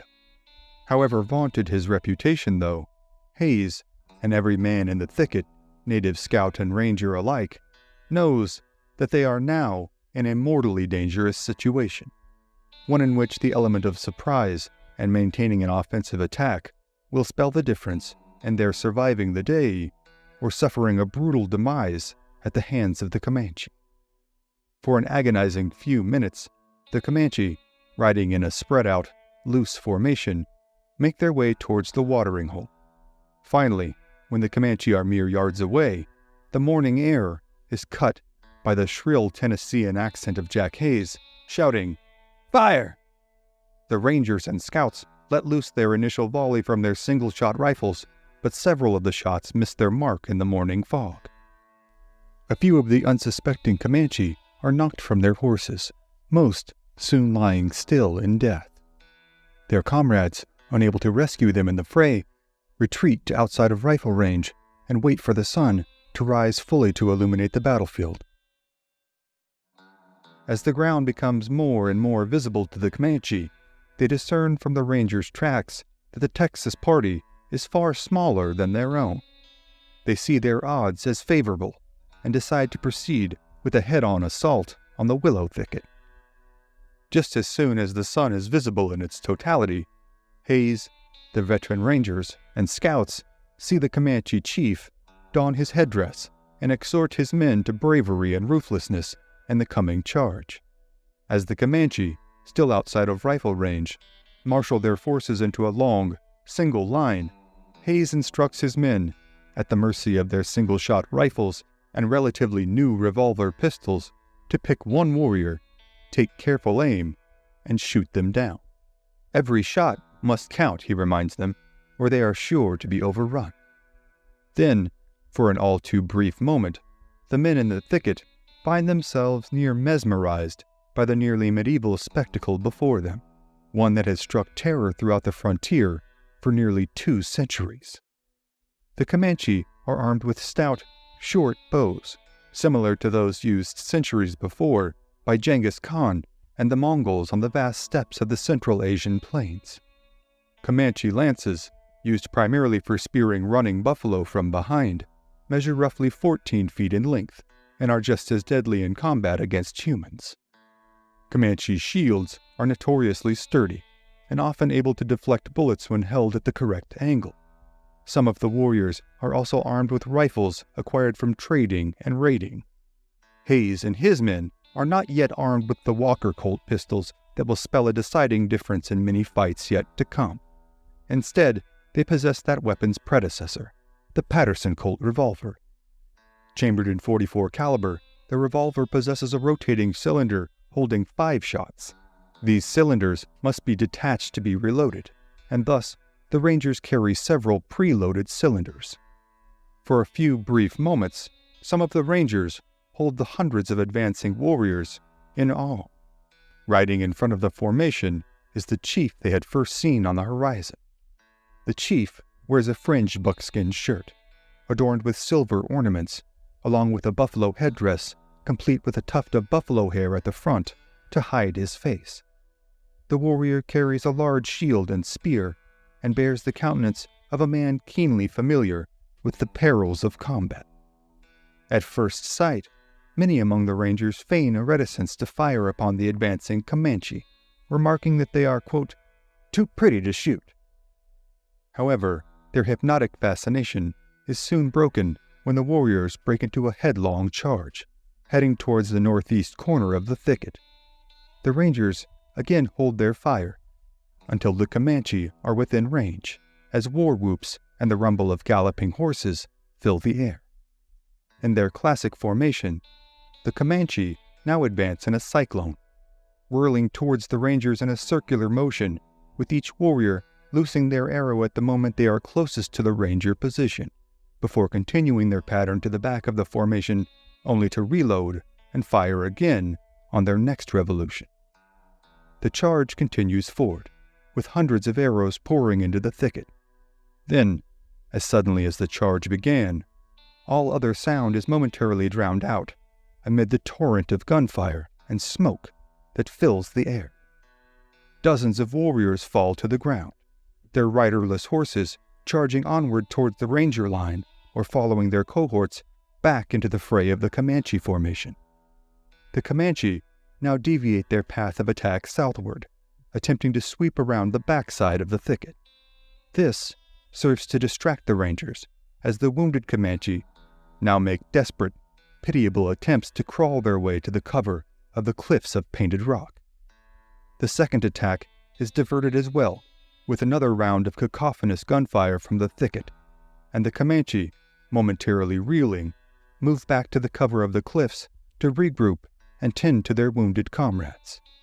For several nerve-wracking minutes, the Texans and native scouts in the thicket can only reload and wait in a tense silence for another imminent Comanche attack. Suddenly, the Comanche war chief again appears on the horizon of the cliffs, followed by hundreds of charging warriors, seemingly more intent on dislodging and killing their quarry than ever before. Again, Hayes reminds the men to make their shots count, and again the Comanche charge the southern edge of the thicket, with Hayes and his men holding their fire until the Comanche are within mere yards of their position. This charge, too, is rebuffed, and the Comanche retreat to the northern end of the lake to again convene and decide on their next course of action. They decide that a lance charge is in order. They will close ranks with the Texans and scouts in the thicket and kill them at close range. Another charge is made, with hundreds of warriors streaming towards the ensconced ranger position. Again, they are driven back by their enemy's precise fire. Now, this gruesome pattern repeats throughout the afternoon, as the Comanche mount charge after charge on the thicket, their fury mounting in equal proportion to their losses. Finally, just before nightfall, the attacks abate, and the Comanche withdraw to outside rifle range, where they camp in plain sight of the scouts and rangers now effectively trapped inside the thicket. Hayes, for his part, posts sentries throughout the night as his men attempt to rest. Their proximity to the lake renders them able to resupply their drinking water and enables them to cut off the Comanche from doing so for themselves. The Comanche, instead, are forced to travel several miles to obtain water safely. Though they are camped outside of the Rangers' rifle range, several attempts are made by warriors throughout the night to sneak onto the battlefield in order to retrieve the bodies of their slain comrades. Several of these warriors, too, are cut down in their attempts by fire from the Ranger sentries. The intermittent gunfire carries on through the night, making sleep a scarce commodity for all. On the second day, as the sun rises, the Comanche attacks again continue, seemingly having lost none of their ferocity and determination from the previous day. For hour after hour, wave after wave of Comanche warriors make attempts at overrunning the entrenched Texan position. They then divide their forces into 4 groups, with each group attacking the thicket from a different direction. Several times, these groups come close to overtaking the Rangers and Scouts and impaling them on the end of their 14-foot lances. For the entirety of the day, the attacks continue, until again the Comanche retreat out of rifle range and make camp. Hayes, again, orders his men to get all the sleep that they can, and every combatant on the field settles in for yet another restless night. After another long night, another Comanche charge comes, this time barely illuminated by the light of dawn. As the third day of the battle commences, Hayes and his men are all too aware that their limited ammunition is becoming ever more limited with every Comanche charge. It is also suspected that the Comanche may have sent runners for reinforcements, painting an even more dire situation for the trapped contingent of Rangers and Scouts. For several hours, again, wave after wave of attacks are made, this time all of them accosting the north side of the thicket. With each successive charge, the Texians, yet to incur any casualties of their own, manage to deplete the Comanche forces of more and more warriors and horses. Soon, the battlefield is a bloody morass of human and equine bodies alike, lying prostrate and still on blood-soaked ground. Finally, late in the morning, the Comanche war chief assembles his men into a line. Though the Rangers and Scouts cannot discern the words being spoken, the tone is one of stern admonition. It is quickly inferred that the Comanche are determined to make one final charge, even at the sure cost of many of their own lives. Within a fleeting few moments, the final charge is at hand, with the Comanche bearing down upon the thicket at full speed, bellowing their war cries with all their might.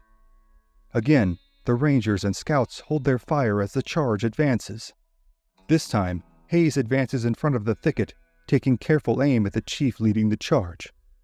As arrows begin to fly in among the thicket, the Ranger captain and chief see the ground between them rapidly closing.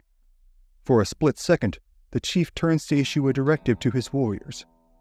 This, however, is the opening Hayes has waited for, as it momentarily exposes the chief's torso from behind his sizable shield. With the retort of Hayes's rifle, the chief falls to the ground, irretrievably caught in the throes of death. His warriors, ever loyal to their cohort and leader, stop to attempt to assist him, and are peppered with gunfire from the thicket. As they mill about the edges of the battlefield, making a series of ill-advised attempts at retrieving their leader's body, one of the Rangers rides swiftly onto the battlefield and, in a macabre scene, ropes the feet of the dead chief and drags his body back into the thicket to be rifled through by the victorious Rangers and Scouts. Though they are greatly disheartened and disgusted, the Comanche have no further desire to sacrifice their warriors and horses in an increasingly futile attempt to kill but a scant few trespassers in their territory. Soon, they disappear to the northwest. For several hours, Hayes orders the men to remain in their positions, in order to ensure that the Comanche retreat was not another tactical feint. Once this is assured, the Rangers and their scouts are free to go about the grisly business of securing war trophies in the form of loot, weaponry, and scalps. One Ranger has incurred an arrow wound to his forearm in the final charge, and one horse has been killed. In turn, over 100 dead Comanche are counted, with many believing there to be more killed warriors carried off by their comrades. Though the war between Texas and the Comanche will continue on for decades, this will be the last time Captain Jack Hayes engages them on the battlefield in Texas. For his part, Hayes will go on to command the Rangers in the coming Mexican-American War, before making his way to California during the Gold Rush. But the countless tales of violence, vengeance, ruthlessness, and courage in the history of Texas are, for tonight, other stories for other times.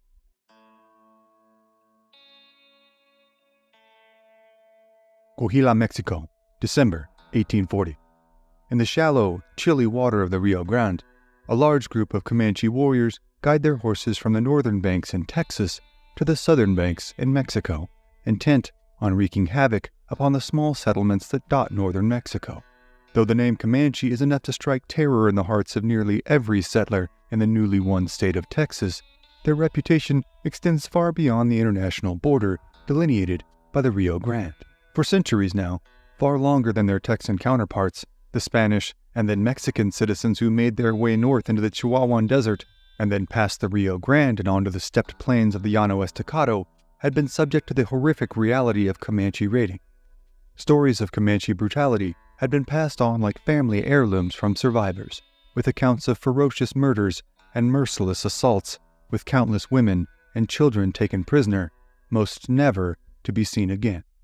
Although a workable peace deal had been agreed to and abided by between the Mexican settlers and the Comanche in the late 1700s, it had slowly but surely dissolved, and by the 1830s, settlements all around northern Mexico, including what is now the state of Texas, were once again subject to incessant raiding from not only the Comanche, but their longtime allies in the Kiowa, as well as other tribes such as the Navajo and the Apache. But it is the Comanche whose name conjures up the most visceral images of terror and trepidation in the minds of the Mexican citizens inhabiting the very southernmost reaches of Comanche territory. Now, awash in the stinging chill of the biting north wind, the small settlements and long-established cities that line the Rio Sabinas, a tributary of the Rio Grande, fall victim to this Comanche raiding party, who systematically sweeps through town after town, mowing their way southward with ruthless abandon. San Juan de Sabinas, Soledad, Peroteran, Abayos, and countless other small settlements all cut a strikingly similar scene in the wake of Comanche attack. Their rooftops lit on fire, the ground littered with carcasses of livestock and bodies of men, women, and children, and a bone-chilling silence in the absence of the prisoners that had been taken. In the state capital of Saltillo, nearly 200 miles from the Mexico-Texas border, panic begins to sweep the streets as reports of Comanche atrocities flood in from ranches and haciendas nearer and nearer to the city. Only days before, the vast majority of the city of Saltillo's inhabitants would have considered the likelihood of the Comanche venturing so far south as to pose a threat to their city to be an absurd hypothetical situation. Now, with every day passing, the possibility seems more and more likely that the Comanche are on their way towards the sizable, centuries-old city. Still, the vast majority of the citizens who call Saltillo home are far more worried about the daily upkeep of their crops and livestock than with the seemingly remote possibility of the Comanche having the audacity to strike a city so far away from their homelands while being so wildly outnumbered. However, as the Comanche raiding party cuts their way through Zacatecas and then overruns the city of San Luis de Potosi, the grip of fear becomes stronger and stronger upon the residents of Saltillo. It has been over a century since San Luis de Potosi had seen the sight of attacking Comanches, but now it seems to many of the devoutly religious settlers and citizens that hell itself has been unleashed upon them. However, it is thought that the Comanches' next target will be the wealthy hacienda of San Francisco de los Patos, roughly 25 miles west of the city of Saltillo. With this presumption in mind, both professional soldiers and militiamen are marshaled from Saltillo and its surrounding towns in order to assist in defending the wealthier town from attack. A scant few defenders are left to oversee the security of the city of Saltillo, all under the command of Don Jose Maria Goribar. Goribar is a prominent citizen and longtime local resident who has served as a former governor of the state of Coahuila and now acts as the magistrate of the Superior Justice Tribunal. Due both to an enticing target in its wealthier neighbor and an imposing size and population, it is thought amongst Mexican military officials that Saltillo itself is still under little actual threat of assault from Comanche forces. After all, it is reasoned, an attack by the horsebound Comanche on such an entrenched position against such an overwhelmingly larger population of Mexican defenders is far less likely than those same Comanche plundering the far wealthier San Francisco de Plato. Though this is a perfectly rational assumption, Don Jose Maria Goribar and his small group of resolute but decidedly semi-professional defenders are horrified to see the Comanche raiding party charging towards their city. With little time to spare, the small force takes to their horses and rides out of the city in order to meet the oncoming Comanche. Most among them find themselves nearly nauseated at the prospect of their near certain death, until a seemingly miraculous turn in the action takes place. Before the two parties reach within rifle range of each other, the Comanche stop their ponies in their tracks, turn, and begin to retreat back down the very same path from which they have come. Seeing this fortuitous break, the advancing Mexican force becomes more self-assured in their capabilities. Under the command of Don Jose Maria Goribar, the men dismount and set up a firing line on which to block the road into Saltillo. However, in the brief interim between dismounting and assembling themselves into a defensive formation, the Mexican settlers and militiamen are met with what must be a blood-curdling sight. The Comanche, once retreating only moments before, have now reversed course and are barreling down upon their dismounted foe with the intent of killing them all to a man. The Mexican forces now scramble for their horses, sprinting towards their mounts in a tragically futile attempt to outrun the oncoming Comanche ponies. In mere moments, before they can reach their horses and make their escape, Don Jose Maria Goribar and every one of his men are cut down by Comanche arrows and lances, then summarily stripped of their valuables, mutilated, and left to rot on the side of the road in Saltillo. The city of Saltillo itself now sits undefended, and a veil of terror and violence descend upon the city as the Comanches sweep through it, killing and plundering without discrimination. The Comanche, already laden down with the spoils of their previous raiding, now seem more bent on killing rather than accumulating more livestock, material goods, and prisoners. While nearly 2,000 horses are taken, nearly 1,100 cows, goats, sheep, and pigs are slaughtered and left to rot where they fall.